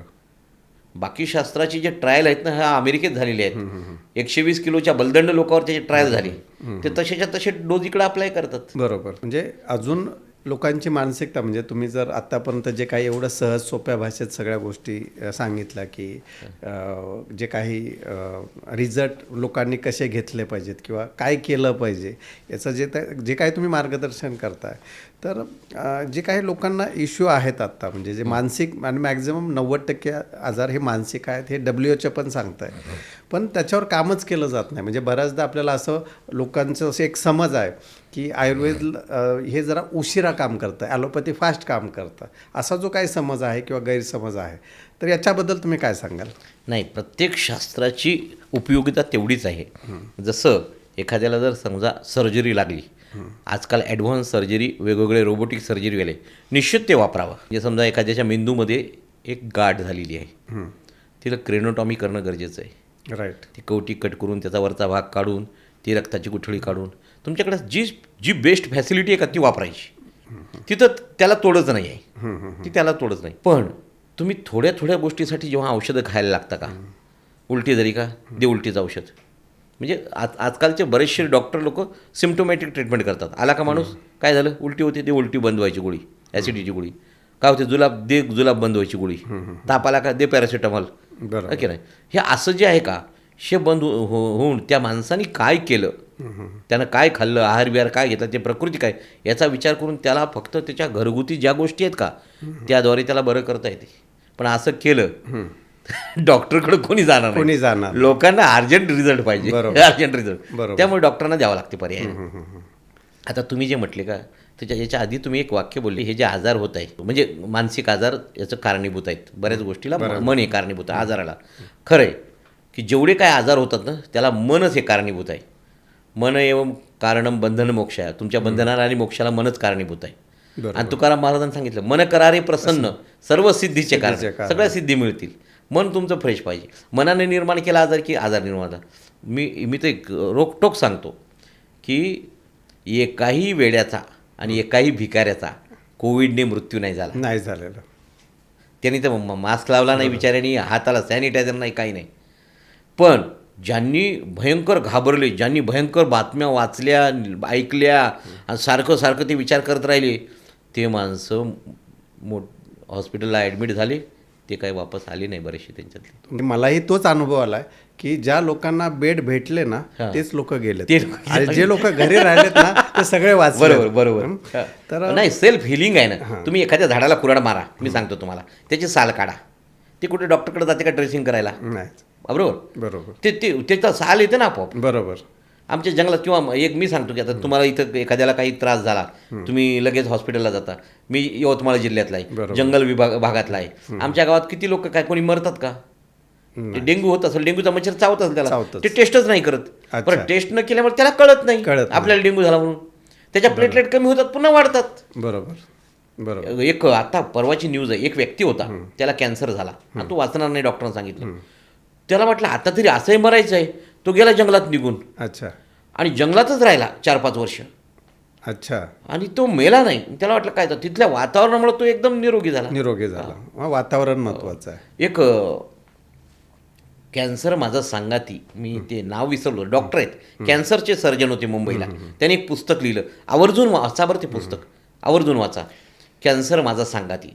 त्या व्यक्तीला कॅन्सर झाला होता आणि ते स्वतःच कॅन्सर सर्जन असल्यामुळं त्यांनी काय केलं की ते म्हटले मला किमो नाही करायची, मला किमो नाही घ्यायची, काही नको, मला जे काही आयुर्वेदिक वगैरे काय असेल. त्यांनी भयंकर हे केलं कॅन्सरवर बरे करण्यासाठी. याच्याकडे जा, त्याच्याकडे जा, कोणी पेशंटला सांगितलं तेच करायचं, कोणी म्हणलं एक्युपंक्चर तिकडं जायचं, असं त्यांचं चालू होतं. शेवटी त्यांना एकानं सांगितलं की हिमाचल प्रदेशमध्ये धर्मशाला नावाचं एक गाव आहे, तिथं तुम्हाला याच्यावर औषध देणारा व्यक्ती आहे. मग त्याची पत्नी आणि ते तिकडे गेले हिमाचल प्रदेशला. आणि त्यांनी तिथं बघितलं की त्या माणसाला शोधात राहिले. 20 दिवस राहिले, पण त्यांना काही तो माणूस सापडला नाही. मग वैतागून त्या दिवशी आता ते रिटर्न निघणार, तेवढ्यात एक व्यक्ती त्यांच्याजवळ आली आणि ते म्हणे, तुम्ही ज्याचा शोध घेताय तो इथून 10 किलोमीटर दूर आहे म्हणे, एका गुहेमध्ये ते बौद्ध भिक्खू आहे म्हणे, तुम्ही त्याला जाऊन भेटा म्हणे. मग ते दोघे जर निघाले त्यांना भेटायला, संध्याकाळपर्यंत पोहोचले तिथं. तर तो बौद्ध भिक्खू असं शांतपणे ऐकून घेत होता. हे डॉक्टरनं सगळं सांगितलं, पाऊण तास. मला असं झालं होतं, हे झालं, मग हे केलं, मग असं झालं, मी असं करतो, मी तसं करतो, मी कॅन्सर सर्जन आहे, सगळं. ते काहीच बोलला नाही. त्यानं एकच वाक्य बोलला, तुम्ही आता घरी जा, 15 दिवसांनी रजिस्टर म्हणजे VPPने तुम्हाला औषधं येतील, एवढंच बोलला, बाकी. हां. आणि ते गेले, ते आली निघून. बरोबर 12 ते 15 दिवसांनी त्यांना त्या औषधं आली. त्या औषधांनी त्यांनी खाल्ली, आयुर्वेदिक औषधं. ते डॉक्टर ठणठणीत बरे झाले. अच्छा. ठणठणीत बरे झाल्यानंतर 10 ते 15 वर्षांनी काहीतरी वारले ते, पण ते कॅन्सरनी नाही वारले, हार्ट अटॅकनी वारले. अच्छा. कॅन्सर पूर्ण बरा झाला. त्यांनीच ते पुस्तक लिहिलं, कॅन्सर माझा सांगाती. नक्की वाचा तुम्ही ते. नक्की. माझ्या गुरूंनी मला जेव्हा सांगितलं होतं हे पुस्तक वाचायला. तर मागे आपण एकदा भेटलो होतो, तुम्ही सांगितलं होतं की तुमच्या बहुतेक कॅन्सर का HIV झालेली एक लेडी झाली होती तुमच्याकडे, जी वीटभट्टीवर काम करत होती.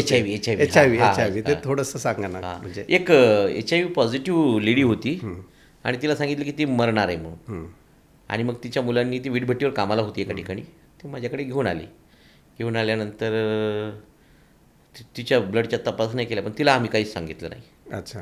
तिला म्हटलं, आई नॉर्मल आहे म्हटलं, थोडंसं TBचे इन्फेक्शन आहे, तुला काय औषधं थोडे दिवस खावं लागेल म्हटलं. तिला औषधं सुरू केली. आणि जे 2 महिन्यात मरणार अशी जी स्त्री होती, ती तब्बल 10 वर्ष जगली. 10 वर्ष जगली. फक्त त्याची विल पॉवर वाढवणं आणि ओझची चिकित्सा. आयुर्वेदामध्ये सांगितलं ओझक्षय. HIV जो पॅटर्न दिसतो ना, की त्या माणसाच्या शरीरातली शक्ती निघून जाते, ओझक्षीण होतो. आणि आयुर्वेदामध्ये एक ओझक्षय नावाचा व्याधी सांगितला, जो पूर्वीच्या काळी राजे लोकांना व्हायचा. अच्छा. अतिसंभोग केल्यामुळे वगैरे त्याच्या वीर्य धातूची, सगळ्या धातूची, सप्तधातूची क्षीणता येते, त्याला ओझक्षय म्हटलेलं आहे. त्या ओझक्षयाची चिकित्सेसाठी जे काही रसायन कल्प सांगितले, रसायनक्रिया सांगितली, ती औषधं तिला दिली होती आम्ही. त्याच्यामध्ये तिचे आयुर्मान 10 वर्ष वाढलं. त्यामुळे तिच्या मुलाचं लग्न वगैरे झालं. बघा म्हणजे अज्ञानात सुख आहे असं म्हणायला काय हरकत नाही. निश्चितच म्हणजे लोक जे सर्च करतात यूट्यूबला किंवा याला गुगलला, तर आपण पाहिलं की हे खूप इतकं सर्च करतात की नसलेला आजार सुद्धा घेऊन येतात. म्हणजे असेही क्लायंट आहेत. नाही, बरे 99% आजार नसतातच. नसतातच. हा, पण ते तयार आपणच करतोय कळत न कळत त्याच्यावर कोविड अभ्यास. काळामध्ये की नाही आमच्या डॉक्टर लोकांमध्ये फार एक जोक प्रसिद्ध होता. म्हणजे कोविड का होतो, तर उत्तर होतं कोविडची टेस्ट केल्यामुळे होतो. अच्छा. ती टेस्ट केली, पॉझिटिव्ह आली की घाबरून जायचं. म्हणजे बऱ्याचदा असं पण होतं की डॉक्टर की निरोगी माणूस ज्यावेळेस टेस्ट करतो, समजा एखाद्याला HIV ची भीती आहे, भीती नुसती. हा, बरं झालं, फार महत्त्वाचा मुद्दा. आता जे सांगतो का, भीती माणसाचं मृत्यूला कारण कशी ठरते. महाराष्ट्रामध्ये एक प्रसिद्ध न्यूरोसर्जन होता. तो न्यूरोसर्जन सकाळी 7 वाजता जिम, 8 वाजता हे, इतकंच खायचं, इतकं नाही खायचं, फिट राहायचं. दर 3 दिवसाला स्वतःचा ECG करायचा. अच्छा. 3 ते 5 दिवसाला स्वतःचा ECG करायचा. त्या न्यूरोसर्जनचा पार्टनर माझा भाऊ आहे. ओके. त्याचं नाव डॉक्टर प्रमोद गिरी. अच्छा. बरं, त्या न्यूरोसर्जनकडे 25%च काम, 75% न्यूरोसर्जन, दुसरा जो न्यूरोसर्जन आहे माझा भाऊ, त्याच्याकडे काम होतं. पण माझा भाऊ आहे ना, रिलॅक्स राहायचा, टेन्शन नाही घ्यायचं काही. आणि त्यानं कधी स्वतःचा ECG नाही केला माझ्या भावानं. आणि आम्ही कुठेही गेलो जेवायला तर जे दिलं ते आपलं खायचं. ते याच्यामध्ये किती कॅलरीज आहे, यानं काय होते हे कधीच नाही विचार केला त्यानं. बरोबर. आमच्या नातेवाईकाच्या लग्नामध्ये आम्ही जातो ना, तर बस पत्रावळीवर बसून जे काय असेल, बुंदी ठेवली, भात ठेवला, भाजी ठेवली, खायचं आपलं, निघायचं, कुठलंही पाणी प्यायचं. तर हा नॅचरल जगायचा माझा भाऊ. ते डॉक्टर, बरं माझा भाऊ त्याच्यापेक्षा 10 वर्षानं मोठा, आणि ते डॉक्टर फक्त 51 वर्षाचे होते. 5 दिवसापूर्वी हार्ट अटॅकनं गेली ती. अरे बाप. त्याच्या 8 दिवस अगोदर त्यांच्या पत्नीला त्यांनी Audi Q5 बर्थडेसाठी गिफ्ट केली होती. अच्छा. हा ना, बघा ना, माणसाचे किती स्वप्न राहतात. किती तर तुम्ही, मी हेच सांगतो, तुम्ही अज्ञानात सुख आहे, तुम्ही जे वाक्य बोलले का, ते खरंच बरं आहे. कधी कधी चाले हे शरीर कुणाची या सत्ते, कोण बोलवितो हरिविन. हे शरीर काय आपण नाही चालवत, तर ती कोणाची तरी सत्ता आहे. तुम्ही त्याच्या हवाली केलं नाही एकदा, नॅचरल राहा, तुम्ही नैसर्गिक राहा, नैसर्गिक खा. परपिडा ते पाप, दुसऱ्याला त्रास नका देऊ. पाप म्हणजे काय, दुसऱ्याला पीडा देणं, यातना देणं, दुःख देणं, हे पाप आहे. पापाची डेफिनेशन काय? बरोबर. तुम्ही 4 बायका करणं पाप नाही आहे तसं पाहिलं. तुम्ही 4ला जर संतुष्ट ठेवू शकता. बरोबर.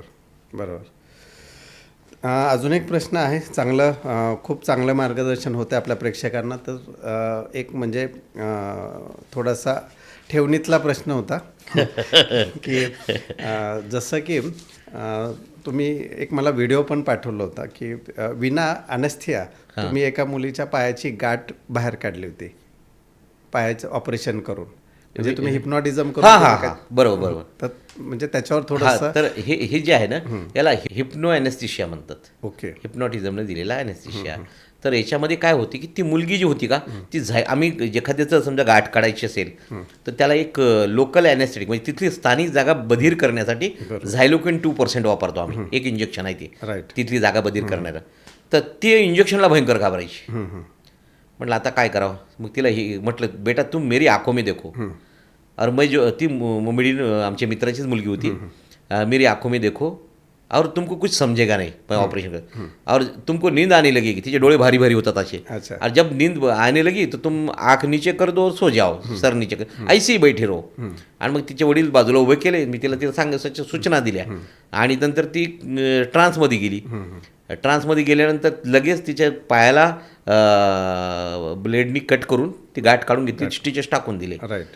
तिला समजलं सुद्धा नाही. म्हणजे ह्याचा पहिला प्रयोग भारतामध्ये कलकत्त्याच्या एका डॉक्टरांनी केला होता, हे मी ऐकलं होतं. आणि माझे जे गुरु आहेत मनोहर नाईक सर, तर तेव्हा ते सांगायचे की तुम्ही ह्या ज्ञानाचा उपयोग ऑपरेटिव्हसाठी करा, रुग्णांसाठी करा, ऑपरेशनसाठी करा. त्यानंतर डिलिव्हरीच्या पेशंटला पण मी बरेच वेळा हे अशा सूचना द्यायचा. म्हणजे 850 जे डिलिव्हरी, आणि 850 जे डिलिव्हरी केल्या मी, त्याच्यामध्ये आहार विहार महत्त्वाचं आहे बरं, आयुर्वेदानुसार. मी माझ्याकडच्या डिलिव्हरीच्या 850 जे नॉर्मल डिलिव्हरी केल्या, त्यामध्ये त्यांचं मानसिक बल तर वाढवायचंच, पण शेवटी त्यांना दळायला सांगायचं मी. अच्छा. त्या लेडीजला पहिल्या महिन्यापासून तुम्ही दळायचं, जात्यावर दळायचं. किती दिवस? डिलिव्हरी होईपर्यंत. हा, थोडं तरी दळायचं, थोडं व्यायाम पाहिजे. हे मसल, आजकालच्या मुलींना व्यायामच नाही. दुसरी गोष्ट, नको त्या फाजील त्या व्हिटॅमिनच्या गोळ्या वगैरे नाही खायच्या. तुमचं व्हिटॅमिन कॅल्शियम नैसर्गिक भेटलं पाहिजे. तुम्ही जर आर्टिफिशियल व्हिटॅमिन खाल्लं की तुमचा जो वर आहे, स्त्रीची वर जी आहे बरोबर. तिच्यामध्ये कॅल्सिफिकेशन होणार, ती कडक होणार, बाळाच्या हाडाची फ्लेक्झिबिलिटी जाऊन अशी स्टिफ होते ते कॅल्शियममुळं, आणि मग त्याला डिलिव्हरीत त्रास होतो. बरोबर. ते नॉर्मल डिलिव्हरी होत नाही. नॉर्मल डिलिव्हरी व्हायसाठी नॉर्मल आहार घ्या, नॉर्मल विहार पाहिजे, व्यायाम पाहिजे, नॉर्मल डिलिव्हरी गोष्टी होते. महत्त्वाच्या. त्याच्यामध्ये प्रभावानं कार्य करणाऱ्या वनस्पती, आता मी सांगतो की त्याच्यामध्ये चिकित्सा जे सांगितले आपल्या आहार विहार, औषधी आणि चिकित्सा, तर त्या औषधीमध्ये प्रभावानं कार्य करणं, मनावर काम करणारी लांगली नावाची एक वनस्पती आहे, त्याला कळलावी म्हणतात तुम्ही. अच्छा. ते कळलावीची मूळ घ्यायचं बघा, आणि तुम्ही तुमच्या तळहातावर त्याला उगाळलेलं असं घासायचं तळहातावर, लगेच लघवी येते तुम्हाला. अच्छा. हां, तेच जर मागच्या बाजूला लावलं तर लघवी बंद होती तुमची. अच्छा. कळलावीची मुळीची माळ बनवून कमरेला बांधतात गरोदरपणात, कळा सुरू व्हायला की. बरोबर. तर ते गर्भाशय आकुंचन करते, जवळ बांधल्यानं सुद्धा. अच्छा. हे प्रभावानं कार्य करते. अजून त्याच्यावर संशोधन व्हायचं आहे, भविष्यामध्ये कळेल की त्याचा जो काही अशा काही म्हणजे ॲरोमा निघतो, त्यातून सूक्ष्म गोष्टी मनापर्यंत जातात. आता जे चिडचिड करणारे मुलं, मगाशी जे मुलं असे भयंकर चिडचिड करतात, आईवडिलाचं ऐकत नाही, त्यासाठी आम्ही एक ग्रह बाधार धूप सांगितलं. आयुर्वेदामध्ये ग्रह चिकित्सा सांगितलेली आहे याच्यात. जे मुलं चिडचिड करतात तर बाबा काय संध्याकाळच्या वेळेस जास्त चिडचिड करतात, बरोबर, तर ग्रह बाधार धूप सांगितलं. त्या धूपामध्ये सापाची कात, मोराची पिसं, गुगुळ, वड, उंबर, पिंपळ, चंदन याचे ते, आणि गाईच्या शेणाची, त्याच गाईचं तूप त्याच्यामध्ये टाकून त्याची एक अशी हे धूप कांडी बनवली जाते, धूप बनवला जातो. त्याला ग्रह बाधार धूप म्हणतो आम्ही. समजा एक प्रिपरल सायकोसिस नावाचा आजार आहे, गरोदरपणामध्ये स्त्रिया वेड्यासारख्या करतात, म्हणजे डिलिव्हरीच्या टाईममध्ये. अच्छा. त्याच्यामध्ये तो धूप जर का तिच्या उशाजवळ लावला त्या खोलीमध्ये, तर तिला शांत झोप लागते, ती दचकत नाही, मुलं शांत राहतात. आता याच्यात काय होते की जे धूप लावल्यावर तो धूप नाकामधनं मेंदूपर्यंत जाते, आणि मेंदूमध्ये नाकाला काय सांगितलं आयुर्वेदामध्ये, नासा शीर्षो द्वारम. मेंदूमध्ये जे औषधी पोचवायचं ते दरवाजा नाक आहे. ते नॅनो पार्टिकल होतात धुपामध्ये, ते मेंदूपर्यंत जातात. आणि मग त्याच्यामध्ये जे काही त्याच्या मेंदूमध्ये वातदोषामुळे झालेला बिघाड आहे, किंवा अतिविचार, राग, द्वेष, ह्या भावना किंवा दाबलेल्या बरेच भावना असतील, त्या रिलीज होते, झोप शांत लागते. म्हणून धूप चिकित्सा एक सांगितली. आता आहार विहार, औषधी आणि चिकित्सा. चिकित्सामध्ये धूप चिकित्सा, कंठबंधन, गळ्यामध्ये काही वनस्पती बांधणे आयुर्वेदामध्ये, मानसिक आजारामध्ये. आता आजच्या काळामध्ये हे गोष्टीचं शास्त्रीय दृष्टिकोन काय आहे हे बघतच नाही लोक. बरोबर. त्याला काहीतरी म्हणायचं, अरे असं कुठं असते का, यानं कुठं होते का, गळ्यात बांधल्यानं तसं होते का, म्हणजे धूप लावलं की काय होते का. विचार करा, जुन्या काळी जेव्हा टीव्हीचा शोध नव्हता, दूरदर्शन टीव्हीचा शोध नव्हता, त्या काळात लोकांना संजय धृतराष्ट्राला सांगतोय महाभारतात काय चाललं हे खरं वाटत नव्हतं. आता इझी वाटते ती गोष्ट, इझी वाटतं. तसंच भविष्यामध्ये अजून रिसर्च होईल.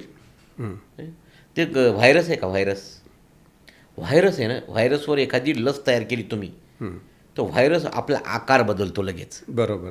त्याला दुसरी लस तयार करायला लागते नेक्स्ट टाइम. तर व्हायरसला ऋषीमुनींनी राक्षस म्हटलेले. राक्षस सुद्धा आपले रूप बदलायचे. रावण येताना सीतेला रूप बदललं होतं त्यानं. तर हे कुठंतरी कोरिलेट करता येते आपल्याला. ह्या गोष्टी अशा असू शकतात, याचं त्याला हे लावता आलं पाहिजे, अर्थ सांगता आला पाहिजे. तर ह्या गोष्टी केवळ नुसती टीका करायची एखाद्या गोष्टीवर, त्याला अर्थ नाही काही. आणि टीका करणाऱ्याने करावं, त्याचा काहीतरी त्यांना अभ्यास केला असला पाहिजे. बरोबर काही की नाही, त्यातलं काहीच माहीत नाही आपल्याला, सांगत बसायचं, बरोबर, त्याला काय अर्थ नाही. खूप सुंदर माहिती देत आहे डॉक्टर. पण अजून एक कळीचा मुद्दा म्हणावा लागेल की लोकांना अस्वस्थपणा वाढला आहे. म्हणजे प्रत्येकजण इतका अस्वस्थ झाला आहे की मोबाईलवर ते 5 सेकंद ते स्किपवर बटन जोपर्यंत ते ॲडव्हर्टाईज जात नाही तोपर्यंत इरिटेट व्हायला सुरुवात झाली आहे. म्हणजे छोट्या छोट्या गोष्टींमुळे हा अस्वस्थपणा वाढला आहे. तर आपण आयुर्वेदानुसार किंवा तुम्ही आपल्या प्रेक्षकांना काय सांगाल की हा अस्वस्थपणा कमी करण्यासाठी आपण कोणतं टूल वापरलं पाहिजे किंवा औषधं घेतली, कारण त्याचा परिणाम परत एन्झायटीमध्ये जातो आहे, ओव्हर थिंकिंगमध्ये जात आहे, आणि त्याच्यामुळे स्ट्रेस वाढत चालला आहे. तर ह्या सगळ्या गोष्टींवर काय तुम्हाला काय म्हणजे काय सांगाल?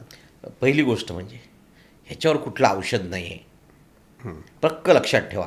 की बा पोराचा चिडचिडपणा हे जे होते ह्याच्यावर काही औषधांनी त्याला ब्लॉक करून ठेवतात. आधुनिक शास्त्रातले औषध आहेत ना, त्याच्यामध्ये त्याला ते औषध दिलं का त्याचा तेवढा मेंदूचा तेवढा भाग बंद होते. अच्छा. म्हणजे तो लिथार्जिक होतो. म्हणजे तो मोबाईल बघणार नाही, तो चिडचिड करणार नाही, ते झोपणार. त्याला दोनदा आवाज दिल्यावर का असं म्हणणार, तो औषधाचा साईड इफेक्ट आहे. एक तर तुम्हाला तसं करून ठेवावं लागेल. पण आयुर्वेदानुसार आहार, विहार, औषधी आणि चिकित्सा 4 गोष्टीतच बसते.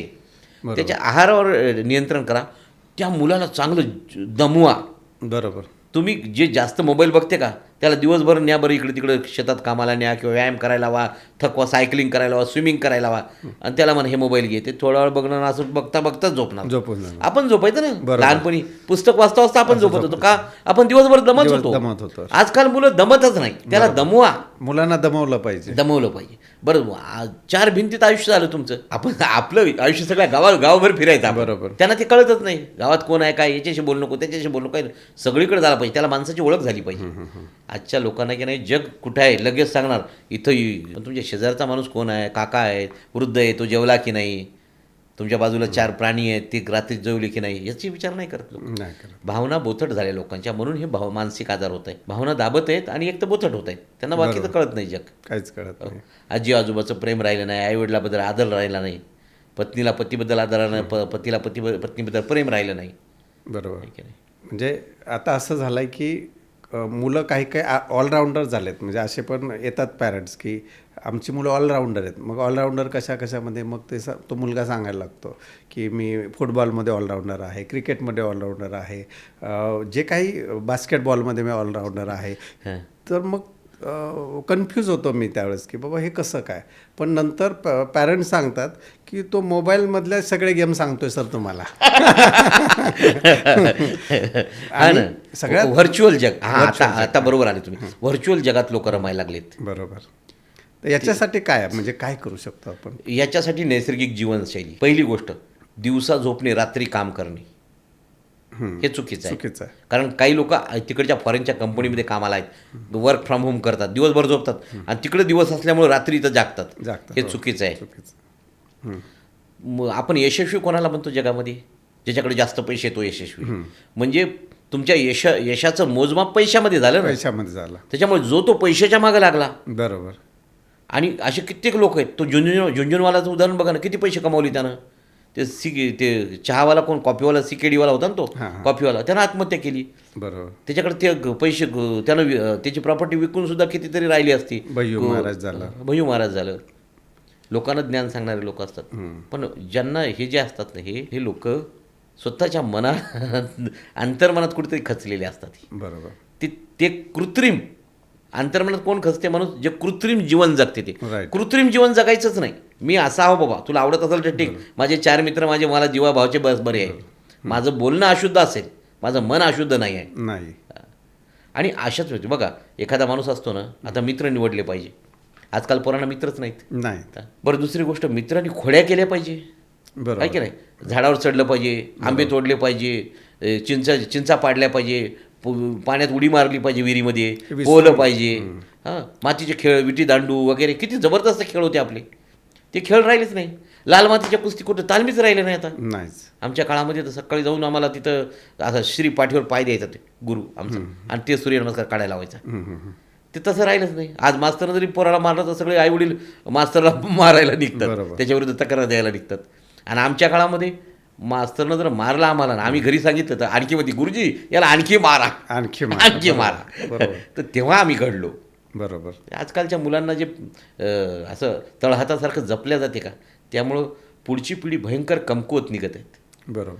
म्हणजे मी सांगतो ना, माझ्याकडे अशी मुलं येत आहेत की साधारणतः लग्न झालं 1-2 वर्ष झाली, पण पत्नीला हात नाही लावला.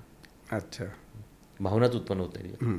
याच्यामध्ये आणखीन एक गोष्ट सांगतो तुम्हाला, हा एक भयंकर महत्त्वाचा मुद्दा आहे, पर्सनल इम्पॉर्टन्स. मानसिक आजारामध्ये तो एक भाग आहे, पर्सनल इम्पॉर्टन्स. याचं एक उदाहरण सांगतो मी. पर्सनल इम्पॉर्टन्स म्हणजे त्या पुरुषाला त्या स्त्रीबद्दल किंवा त्या स्त्रीला त्या पुरुषाबद्दलच इम्पॉर्टन्स असते, बाकी जगाबद्दल नसते. एक प्रसिद्ध अभिनेता आहे, XYZ अभिनेता, त्याची पत्नी, सुंदर पत्नी. त्या अभिनेत्याला त्या पत्नीजवळ गेल्यावर हेच वाटत नाही, काही इच्छाच फिलिंगच होत नाही. कारण तिचे जे वाक्य आहेत का, तुमसे तो वो अच्छा था, हां, असं वाक्य बोललं गेलं का Related. त्याचा इगो दुखावला गेला. दुखावला गेला. त्याचा त्याच्यानंतर तो जातो तिथं पण त्याची भावना इच्छा उत्पन्न होत होतात. नाही. याला म्हणतात पर्सनल इम्पॉर्टन्स. बरोबर. आणि स्त्री असं टोचून बोलायला जास्त कारणीभूत. जास्त स्त्रीचं टोचून बोलणं म्हणजे बरोबर. पुरुषाच्या पौरुषावर आघात केला ज्या स्त्रीनं त्या पुरुषाला त्या स्त्रीबद्दल अट्रॅक्शन राहत नाही. नाही राहत. बरोबर. याला म्हणतात पर्सनल इम्पॉर्टन्स. बरोबर. मग हे सुद्धा इम्पॉर्टन्स आपण हिप्नोथेरपीनं घालवतो. बरोबर. हिप्नोथेरपी त्याच्यानंतर ज्याला वाजीकरण चिकित्सा म्हणते आयुर्वेदात. अच्छा. वाजी म्हणजे घोडा. घोडा. घोड्यासारखी सेक्स पॉवर तुमच्यामध्ये येणं याला वाजीकरण म्हटलेलं आहे. हा एक वेगळाच चॅप्टर आहे आयुर्वेदामध्ये वाजीकरण चिकित्सा. राजे लोकांसाठी असायचं. एका राजाला 108 पत्नी असायच्या. अच्छा. हां. आजच्या पुरुषाला एक सांभाळणं होत नाही. बरोबर. आहे की नाही. तर त्यासाठी ती चिकित्सा सांगितली. त्याच्यामध्ये वेगवेगळे कल्प राजात आहार विहार तसा घ्यायचा तो. तर ते वाजीकरण चिकित्सेमध्ये सुद्धा मनाला फार महत्त्व आहे. बरोबर. म्हणजे हे सगळं जे आहे ना मानसिक आजारचे काय कारण आहेत त्याच्यात हे चाललं आपला मागे पुढे विषय होत असेल बरोबर. पण प्रेक्षकांना नक्की उपयोगाचा राहील. बरोबर. त्याच्या मध्ये जे काही गोष्टी सांगतो मी त्या गोष्टी प्रभावानं कार्य करणाऱ्या वनस्पती आहेत काही त्या प्रभावानं कार्य करतात. तर मानसिक आजारामध्ये एक जबरदस्त फॉर्म्युला मी आज तुम्हाला सांगतो की असा एखादा मुलगा असेल हट्टी असेल जिद्दी असेल एखादी स्त्री असेल ती हट्टी जिद्दी असेल तर त्या विशेषतः मुलांवर हा फार प्रभावी आहे. हे माझ्या आजोबांनी सांगितलेला फॉर्म्युला आहे. पुस्तकात ग्रंथामध्ये फार जुन्या ग्रंथामध्ये सापडेल तुम्हाला कुठेतरी. बरोबर. शनिवारच्या दिवशी पिंपळाचे पानं तोडून आणायचे. अच्छा. ते एका ताटामध्ये ठेवायचे किंवा पत्रावळी करायची. आजकाल पत्रावळी कुणाला करता येत नाही पण एका ताटामध्ये ठेवायची पिंपळाचे पानं आणि त्याच्यावर रविवारच्या दिवशी सकाळी आपला जो मुख्य दरवाजा आहे घराचा त्या मुख्य दरवाजात दाराकडे तोंड करून खाली बसायचं जमिनीवर. अच्छा. जमिनीवर बसायचं आणि त्या पत्रावळीवर गरम गरम तूप भात टाकायचं. अच्छा. आणि रविवारच्या दिवशी सकाळी 8-8:30ला ते खायचं त्या मुलांनी. अच्छा. असं 5 रविवार केलं ना त्या पोरामध्ये 50% आराम होतो. आणि मी हे आतापर्यंत पेशंटमध्ये अनुभवले बरं. अच्छा. आमचे आजोबा पण सांगायचे रुग्णांना. माझ्या आईचे वडील जे आजोबा आहेत ते आयुर्वेद कॉलेजचे प्राचार्य आहेत. अच्छा. म्हणजे आता रिटायर झाले होते ते. तर त्यांचे जबरदस्त फॉर्म्युले आहेत. आमच्या काही पूर्वजांकडनं काही आयुर्वेदिक औषधांची रेसिपी म्हणता येईल तुमच्या दृष्टीत. तसं ते कसे बनवतात ते कल्प ते आमच्या पूर्वजांचे आहेत काही गोष्टी. तर ते जसेच्या तसे मी तुम्हाला सांगितलं. आता तुम्ही सुद्धा तुमच्या पेशंटला आपल्या पॉडकास्टच्या माध्यमातून सांगा फक्त रविवारच्या दिवशी का आणि शनिवारीच का तोडायचं हे नका विचारू नका. कारण आमच्या गोसावी समाजामध्ये की पिंपळाला पवित्र वृक्ष मानला जातो. बरोबर. बघा ना भगवान बुद्धांना पिंपळाच्या झाडाखालीच ज्ञानप्राप्ती झाली. बरोबर. जे काही ऋषीमुनी आहे वड उंबर पिंपळ 3 झाडाखाली बसले. या 3 झाडाखाली बसले की एकदम शांत वाटते. बरोबर. एक जंगलामध्ये हिवराचं झाड असते. हिवर एक हिवर आहे साधा एक दुसरा असतो तो गंद्या हिवर. गंद्या हिवरवर हिरव्या रंगाच्या माशा बसतात. अच्छा. तो फार दुर्मिळ आहे. तर ह्या हिवराच्या झाडाखाली जर तुम्ही बसले तुमच्या मनात सुद्धा वाईट विचार येतात. याला मारू का हे करू का ते करू का असं वेगानं मन पळते अस्वस्थ होते. जंगलामध्ये एक मुकी नावाची वनस्पती आहे. अच्छा. तिचं नाव मुकी. अच्छा. तिला शिंदड माकड म्हणतात आमच्या गावाकडे. अच्छा. आपल्याला गेल्यावर जर लई तहान लागत असेल जंगलामध्ये पाणीच नाही भेटत कुठं तर तेव्हा ते खायचं तहान लागत नाही. अच्छा. ते न बोलता जर तोडून ती खाल्ली तुम्हाला गोड लागते. अच्छा. पण तुम्ही जर तिथं जाऊन 2 शब्द बोलले आणि तोडले तर तुम्हाला कडू लागते. अच्छा. मी तुम्हाला हा प्रयोग दाखवतो. तुम्ही माझ्यासोबत या तुम्हाला हा प्रयोग दाखवतो. नक्की. प्रभावानं काम करणाऱ्या वनस्पतीमध्ये आणखी एक आहे. आता मनावर आलो आपण शेवटच्या टप्प्याकडे. बरोबर. भुलनवेल नावाची वेल आहे. राईट. ती मेळघाटच्या जंगलामध्ये भुलनवेल आहे अजूनही. म्हणजे मी पण ऐकून बऱ्याचदा त्याचा किस्सा सांगतो मी तुम्हाला. त्या वेलीला जर तुम्ही ओलांडून गेले तुम्हाला दिशेचं भान राहत नाही वेळेचं भान राहत नाही. तुम्ही असे ट्रान्सच्या अवस्थेमध्ये राहतात. म्हणजे ते गावाकडे लोक ते हे म्हणतात बघा चकवा लागला. बरोबर. त्याला दिशा ज्ञान पूर्व कोणी काही सुधरतच नाही. तो चालतच राहतो. ती एकच क्रिया करत राहतो. याचं एक उदाहरण सांगतो की मेळघाटच्या जंगलामध्ये एक चीफ कन्झर्वेटर होते म्हणजे मुख्य अधिकारी आणि तिथं जे फॉरेस्ट ऑफिसर आहे ते आमचे काका होते. त्यांचं नाव रामगीर गोसावी रामगीर गिरी. आता परतवाड्याला राहतात अजूनही आहेत तिथे परतवाड्याला. तर ते त्यांच्या अधिकाऱ्यांना सांगितलं की सर या जंगलामध्ये जाऊ नका मेळघाटच्या या भागामध्ये तिथं भुलनवेल नावाची वनस्पती आहे आणि बरेच जण तिथं रस्ता चुकले. ते काय म्हणे अहो म्हणे मी अशा गोष्टीवर विश्वास नाही ठेवत. मग त्यानं 10-12 ते वन कर्मचारी वगैरे घेऊन ते गेले जंगलामध्ये. अच्छा. आणि संध्याकाळपर्यंत आले नाही. दुसऱ्या दिवशी काही त्याचा पत्ता लागला नाही. आता हे याला शोधायचं कुठं? शोधायचं कुठं? अरे ते त्या भुलरी वेळून ते सगळे ट्रान्सच्या अवस्थेमध्ये गेले, अन्न नाही, पाणी नाही, काही नाही. तर मेळघाटमध्ये हत्ती आहेत फॉरेस्ट डिपार्टमेंटचे. अच्छा. त्या हत्तीवर बसून फॉरेस्टच्या हत्ती घेऊन त्यांना शोधायला काही माणसं घेऊन हे गिरी जे आहेत फॉरेस्ट ऑफिसर हे त्याला शोधायला गेलेत. अच्छा. तर जेव्हा त्यांना ते बघितलं का ते ग्रुप त्यात लोकांचा जंगलामध्ये, अच्छा. त्यांना एवढा आनंद झाला की आपल्याला घ्यायला कोणतरी आलं. हां. आणि ते आनंदानं ओरडायला लागले पण आवाज निघत नव्हते. तर ते आनंदानं टाळ्याच वाजवत होते, जोरजोरात टाळ्या वाजवल्या त्यांनी. ते सांगतात ना. त्यानंतर ती जी वनस्पती आहे ती वनस्पती तिथून चोरीला गेली. अच्छा. ती त्यांनी बघितली होती आणि त्यांना ऑफर पण दिली ती लोकांनी की बाबा आम्हाला ती विकत द्या वगैरे. त्याला विकायची नव्हती, ते जतन करायची होती. त्यांनी हे जे मी सांगितले का वेगवेगळ्या प्रकारचे गण, त्याच्यामधल्या वनस्पती अशी 52 प्रकारचे गण करून त्याच्या वनस्पती लावल्या होत्या तिथं त्यांनी. बरोबर.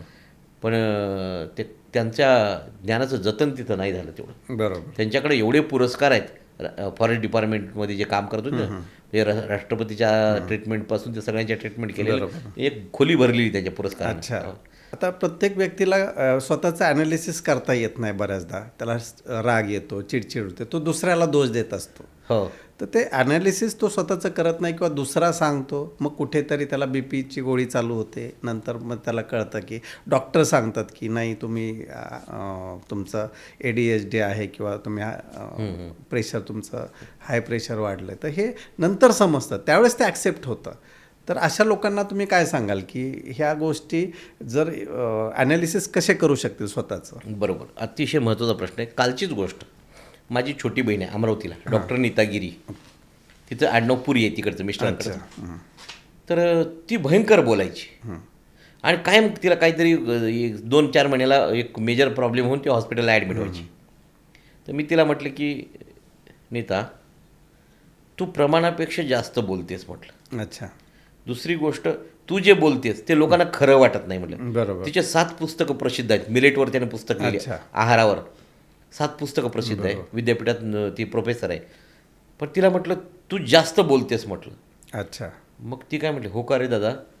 तिने एक रेकॉर्डिंग इनडायरेक्ट चालू ठेवलं 12 तास. अच्छा. की दिवसभरात काय काय करतो आपण ते. आणि तिनं सांगितलं की मी 3 पट जास्त बोलते. अच्छा. काल रात्री तिला फोन आला होता. रिअलाईज झालं. त्याच्यानंतर मग मी तिला सांगितलं तू मौन धारण कर, मोजकच बोल, टोन बदल, आणि आत्मपरीक्षण. प्रत्येकानं संध्याकाळी आत्मपरीक्षण केलं. दिवसातून 1 तास स्वतःसाठी घ्या ना. तुम्ही सगळ्या जगातल्या लोकांना भेटायला जाता, तुम्ही स्वतःला एकदा भेटा ना. बरोबर. तुम्हाला भेटले पाहिजे, आपल्या हालावाला विचारली पाहिजे. काय रे बाळा, आपल्यालाच म्हणायचं काय वाटते तुला, महाराज कसं वाटते तुम्हाला. बरोबर. मी तर आरशासमोर उभं राहून मी मला बोलतो बरेच वेळा. आणि त्याच्यात तुम्हाला कळते की आपल्यामध्ये काय कमी आहे, काय पाहिजे. ठीक आहे. नाही तर जगाचा उठारेटा करण्याचं आयुष्य चाललं तुमचं. बरोबर. एक सांगतो मी, कितीतरी म्हणजे जे मी डॉक्टरांबद्दल जास्त बोलतो, कितीतरी असे डॉक्टर की जे शून्यातनं विश्व निर्माण केलं त्यांनी. बरोबर. म्हणजे काहीच नव्हतं त्यांनी, काहीच नव्हतं. शून्यातून विश्व निर्माण केलं. शून्यातून विश्व निर्माण केलं. राहायला जागा नव्हती, सुरुवात केली छोट्या क्लिनिकमधून, मोठं हॉस्पिटल केलं. नंतर भरपूर पेशंट आले, पैसे आले, रात्रंदिवस कमावलं. मुलांचं शिक्षण अमेरिकेला कर, इकडं कर, तिकडं कर, सगळीकडं केलं. त्या डॉक्टरवर एवढे संकट आले, त्यांची प्रगती बघून त्याच्यावर केसेस कर, कोण काय कर, कोणी त्रास दे, नातेवाईकांना त्रास दे, सगळ्याला त्यांनी सामोरं गेलं. म्हणजे त्या डॉक्टरांचं अख्खं आयुष्य म्हणजे आतापर्यंत तरुणपणापासून मुलांचं बालपण वगैरे शिक्षणामध्ये गेलं. त्यानंतर मुलांचे लग्न. आता मुलांचे लग्न केल्यानंतर आजकालच्या मुली आणि मुलांचं पटत नाही. त्यांचे भांडणं, ते भांडणं मिटवणं, त्याच्यामध्ये परत कोर्ट कचेरी करणं. बरोबर. त्यानंतर त्या मुलीने विनाकारण ते डॉक्टरचा मुलगा जो आहे, एक जे उदाहरण सांगतो मी, त्या डॉक्टरकडे राहत पण नव्हता तो मुलगा. अच्छा. डॉक्टर मुंबईला, मुलगा नाशिकला.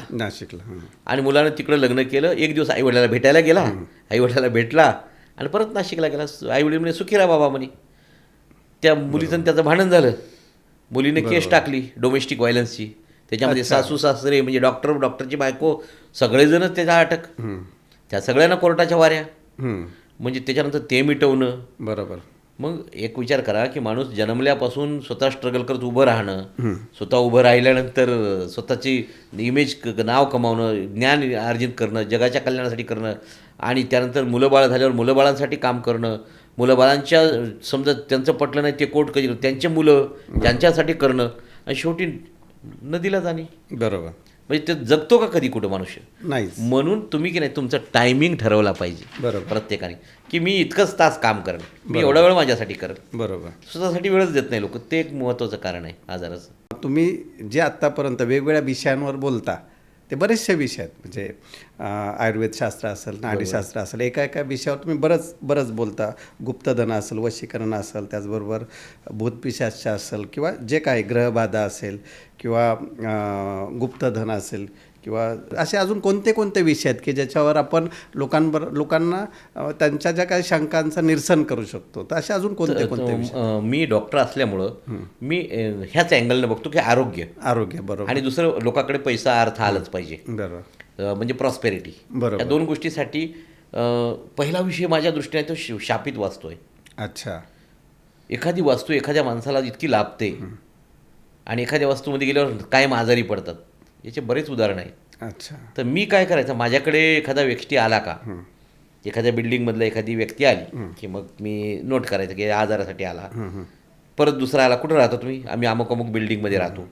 त्याचं नोट करायचं, म्हणजे कम्प्युटरला डेटा आहे सगळा. बरोबर. ते पटकन तीच. मग मला असं जाणवते की अरे ह्या आजाराचे लोक याच बिल्डिंगमधनं काय येतात? बरोबर. एवढ्या गावामध्ये इतके लोकांनी इथंच यांच्याकडेच काय ॲक्सिडेंट हो, यांच्याकडेच काय कॅन्सर निर्माण होतात.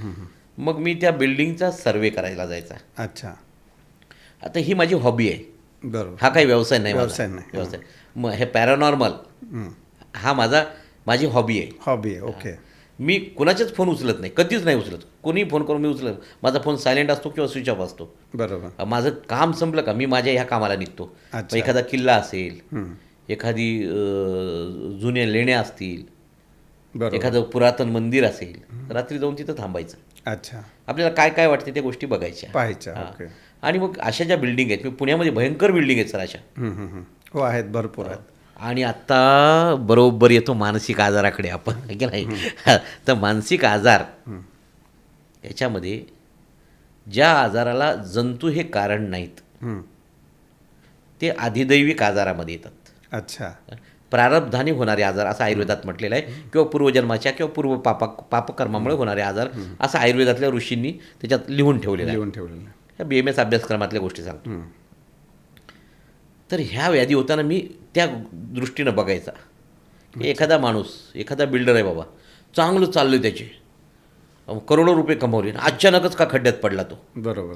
मग त्यांनी एक प्लॉट डेव्हलपला घेतला, त्यानंतर त्याचे सगळे कामं उलटे होत होते. अच्छा. मग ते प्लॉटमध्ये काय आहे, मग तिथं जायचं. अच्छा. मग जसं तुम्ही पोटाची सोनोग्राफी करता, बरोबर, किंवा हार्टचा 2D इको करतो, मेंदूचा CT स्कॅन करतो, पेट स्कॅन करतो, त्यामध्ये बऱ्याच गोष्टी सापडते. तसे तंत्रशास्त्रामध्ये व्याधी निर्माण होण्याच्या काही घटक कारणीभूत असतात, त्याचा शोध घेतला जाते, ते चेक केल्या जाते. ते विधी मी इथं सांगू शकत नाही, पण त्या गोष्टी आहेत, त्याद्वारे आम्ही तिथं बघतो. मग त्याच्यात जर का अशी काही गोष्टी पॅरानॉर्मल गोष्ट सापडली तर मग मी त्या जमिनीचा सातबारा कुणाकडनं कशाकडे ट्रान्सफर झाला, कुणी केला, काय केला हे बघतो. अच्छा. सर पुण्यामध्ये अशा भयंकर बिल्डिंग्स आहेत मोकळ्या पडलेल्या नाही, ते म्हणजे त्याच्या मोकळे तर आहेतच, म्हणजे त्याच्यात काही प्रॉब्लेम झालेले किंवा बिल्डर उद्ध्वस्त झालेले. बरोबर. त्याचं एक कारण सांगतो मी. अशा बऱ्याच बिल्डिंगचे जागा आहेत का, ते जागा मिळवताना शेतकऱ्यांना, की 10 शेतकरी आहेत समजा, त्याची जागा पाहिजे आपल्याला त्या बिल्डरला, तर 9 द्यायला तयार आहे, 1 देत नाही. त्याला म्हणते नाही बाबा माझी एवढीच असू दे, माझ्या लेकरासाठी आहे. बरोबर. मला मग काय असेल ते, माझे 2 बैल राहतील, माझे लेकरं राहतील, किंवा माझे नातू राहतील, बाबा माझे नेकणार आहेत, ही त्याची इच्छा असते. बरोबर. मग हे तो बिल्डर काय करतो की बाकीच्या शेतकऱ्यांना हाताशी धरून मुद्दाम याच्यावर खोटी केस करायला होतो. बरोबर. यांची खोटी केस झाली ना सर, की यांची वकिलाची टीमसुद्धा तयारच आहे. बरोबर. यांच्या सगळ्या सेटलमेंटच्या टीम तयार आहेत. बरोबर. तो एक राहिलेला 9वा असतो का, तो परेशान होऊन जातो, आणि तो वैतागून जागा विकतो त्या बिल्डरला. राईट. ती जागा ज्या बिल्डरनी घेतली, त्याच्यावर इमारत उभारली, त्या इमारतीमध्ये उभे राहणाऱ्या लोकांना सुद्धा त्या तळतळाचा त्रास होतो सर. अच्छा. एखाद्यानं वेद, गीता, उपनिषद, रामायण, महाभारत सगळं कंठस्थ केलं, फार पाठ आहे त्याला, कुठल्या ओळीवर काय लिहिलेलं हे सगळं पाठ आहे, हे सगळं जरी असलं तर त्याला अनुभूती नाही येत. अच्छा. किंवा अनुभूती दुसऱ्याला देता येत नाही, त्याला गुरुकृपा पाहिजे. बरोबर. तसंच एखाद्याला आता बघा सगळ्याला क ख ग ग न प्रत्येकाला माहिती आहे ना बाराखडी. मराठीमध्ये एखादा PhD जरी झाला तरी त्याला कविता लिहिता येत नाही. नाही येत. कवित्व हे परमेश्वराची देण आहे. परमेश्वराची देण आहे. मग तसंच डॉक्टरांना सुद्धा औषधं सगळ्यांनाच माहीत आहे हो, ज्ञान सगळ्याकडेच आहे, पण अप्लाय कसं करायचं हे सांगणारी एक परमेश्वराची प्रणाली आहे. पेशंट आला आणि त्यांना सांगितलं कवितेसारखे त्याला औषधं सुचले पाहिजे, अच्छा त्या डॉक्टरकडं पेशंट बरे होतात. अच्छा. बरं दुसरी गोष्ट पेशंटकडं आता तुम्हाला याचं उदाहरण थोडं वेगळं देतो, फार महत्त्वाचं उदाहरण आहे हे. एखाद्या हॉटेलमध्ये जाता तुम्ही छोट्याशा आणि एक मोठ्या हॉटेलमध्ये जा, फार 5 स्टार हॉटेलमध्ये 100 प्रकारच्या डिश आहेत तिथं. तुम्ही जेव्हा तिथं भरपूर हे ते तुम्हाला पोट भरल्यासारखं नाही वाटत, नाही वाटत. तृप्तता नाही वाटत. नाही वाटत. आणि तुम्ही जर एखाद्या छोट्याशा टपरीसारख्या हॉटेलमध्ये गेले, तिथं जे काय असेल ते त्यानं वाढलं आणि तुम्हाला एकदम तृप्तता वाटेल, काय चांगलं जेवण झालं बाई. बरोबर. याचं कारण आहे बघा मानसशास्त्र किंवा मनाची शक्ती कसं काम करते. जे मोठ्या हॉटेलचे जे मालक असतात का, त्यांच्या मनात कायम विचार असतो, अरे मला रात्री आता 2 लाख गल्ला आला पाहिजे माझा, बरोबर. 1 लाख गल्ला आला गल्ला पाहिजे. आणि छोट्या हॉटेलमधल्या मालकाला काय वाटते, माझ्या हॉटेलमध्ये येणारा ग्राहक आनंदानं गेला पाहिजे, तृप्त होऊन गेला पाहिजे, त्यानं माझं नाव सांगितलं पाहिजे बरोबर. इथंच. तर त्याची भावना तिथं काम करते. राईट. वैद्याकडे जेव्हा रुग्ण येतो का, वैद्य आपण विचार करायचा की हे जर ताई माझी बहीण आहे दुसऱ्या डॉक्टरकडे गेलं, आपण कसं सांगतो, सर आम्ही एवढ्याच तपासण्या करा, हे करायची, सध्या पैशाची कंडिशन खराब आहे वगैरे आपण सांगतो ना, सांगतो सर किती पैशात होईल. तसं त्याने डॉक्टरांनी विचार केला पाहिजे की हा हो कुठल्या वर्गातून पेशंट आला माझ्याकडे, हा कामगार आहे का हा उद्योगपती आहे. उद्योगपतीला तपासण्या करायला सांगितलं काय वाटणार नाही हो, पण एखाद्या कामगाराला जो दिवसाचे 300 रुपये कमावतो, त्याला घरी न्यायचे मुलांच्या खाण्यापिण्यासाठी की तुमच्या तपासण्यासाठी खर्च करायचे. बरोबर. आणि मी आणखीन त्या पुढे समजून सांगतो की जर तुम्ही 5-5, 10-10 वर्ष वैद्यकीय शिक्षण घेता आणि त्यानंतरही तुम्ही 10-20 वर्ष प्रॅक्टिस करता, त्यानंतर एखादा पेशंट बघितल्यावर तुम्हाला अनुमान लावता आलं पाहिजे याला काय असेल म्हणून प्रथमदर्शनी. बरोबर. ते आमच्या कारफाट्याला नारायणगावजवळ एक कारफाटा नावाचा भाव आहे, तिथं ते हाट मोडलं की सटकलं, ती बाई इतकी परफेक्ट हाड बसवायची आणि ते मोडलं की सटक पहिलेच सांगायची, विदाऊट एक्सरे, विदाऊट MRI. अच्छा. हां, मग तुम्हाला ह्या टेस्टची गरज नाही पडली पाहिजे. बरोबर. बरोबर. ह्याच्यासाठी टेस्टची गरज नाही पडली पाहिजे. आजकाल पाहताक्षणी समजलं पाहिजे किंवा तेवढा अनुभव असणं. आणि वैद्यकीय व्यवसाय हा नोबेल प्रोफेशन आहे. अच्छा. बरोबर. त्याच्यात तुम्हाला पैशासोबत दुवा मिळते, बरोबर. मैत्री मिळते. बरोबर. म्हणून आयुर्वेदाच्या याच्याबद्दल सांगितलेलं आहे, क्वचित मैत्री, क्वचित धर्म, बरोबर, क्वचित यश, बरोबर. चिकित्सा नास्ती निष्फला. चिकित्सा निष्फल होत नाही. राईट. तुम्ही एखाद्याला ट्रीटमेंट दिली ना तर तुम्हाला पुण्य तरी मिळते, पैसे तरी मिळते, मैत्री तरी मिळते, मान सन्मान तरी मिळतो. बरोबर. काही 4 पैकी काही ना काही मिळणारच तुम्हाला. बरोबर. तुमची चिकित्सा निष्फल होत नाही. बरोबर. चिकित्सा नास्ती निष्फला. बरोबर. जय गुरुदेव. जय गुरुदेव. म्हणजे बऱ्याचदा आपल्याला म्हणून तर असं म्हटलं जातं की डॉक्टर हा देव आहे या पृथ्वीवरचा. तर हे कुठेतरी त्या भावना आहेत आणि ह्या बरोबरच आहेत, कारण शेवटी माणूस देव आणि याच्यापेक्षा पहिल्यांदा डॉक्टरांनाच त्याला जावं लागतं, किंवा कोणती इमर्जन्सी आली की तो मंदिरात जाणार नाही. आणि आपल्या सगळ्या ग्रंथामध्ये असं लिहून ठेवलं आहे की तुमचं अंतर्मन ही जी काही ताकद आहे तुमची, किंवा प्रत्येक व्यक्तीमध्येच देव आहे. बरोबर. तर या गोष्टी तुम्ही खूप चांगल्या पद्धतीने आज शेअर केल्या. तर अशा लोकांना म्हणजे जे आहेत, जे काही त्रास होतात किंवा जे, पण तुम्ही नंबर द्यायचा नाही हे आधीच सांगितलंय, किंवा तुम्ही देत नाही. का नाही द्यायचा की मला प्रसिद्धी नाही पाहिजे, एक गोष्ट. दुसरी गोष्ट, मला जे माझ्या गोष्टी आहेत, मी माझा खुश आहे सर, माझ्या आनंदात आहे मी. मला पैसे गिशे काही कमवायचे नाही, मला भरपूर आहेत देवानं दिलेलं. मला माझं जीवन जगायचंय. तुमच्याकडे 1 रुपया असो, 1 लाख असो, 1 करोड असो, तुम्ही आहे तेवढंच आयुष्य जगणार आहे. बरोबर. तुमच्याकडे जास्त पैसे आले म्हणजे जास्त आयुष्य नाही वाढलं, नाही वाढणार. बरोबर. धीरूभाई अंबानी म्हटले होते की माझ्या मुलांना 100 पिढ्याला पुरल एवढी प्रॉपर्टी सोडून जातो मी. तर दुसरा मुलगा एका पिढीमध्येच कर्जबाजारी झाला. प्रारब्ध नावाची गोष्ट आहेच ना. बरोबर. परमेश्वर म्हणजे युनिव्हर्सल शक्ती आहे. परमेश्वर म्हणजे असा कोणी पर्टिक्युलर एक व्यक्ती नाही आहे. तर त्यामुळे तुम्ही जगता आलं पाहिजे. जीवन प्रत्येकाला भेटते. मी कायम तेच सांगतो की संपत्ती कमावण्यापेक्षा संततीला संपत्ती कमवण्यासाठी तयार करा. बरोबर. म्हणजे 7 पिढ्यांचं का कमवायचं नाही त्याचं उत्तर मी बऱ्याचदा लोकांना सांगत पण असतो की पुढची पिढी तुम्हाला असं वाटतं का अपंग व्हावी तुमची, 7 पिढ्यांचं तुम्हाला कमवून ठेवायचं आहे.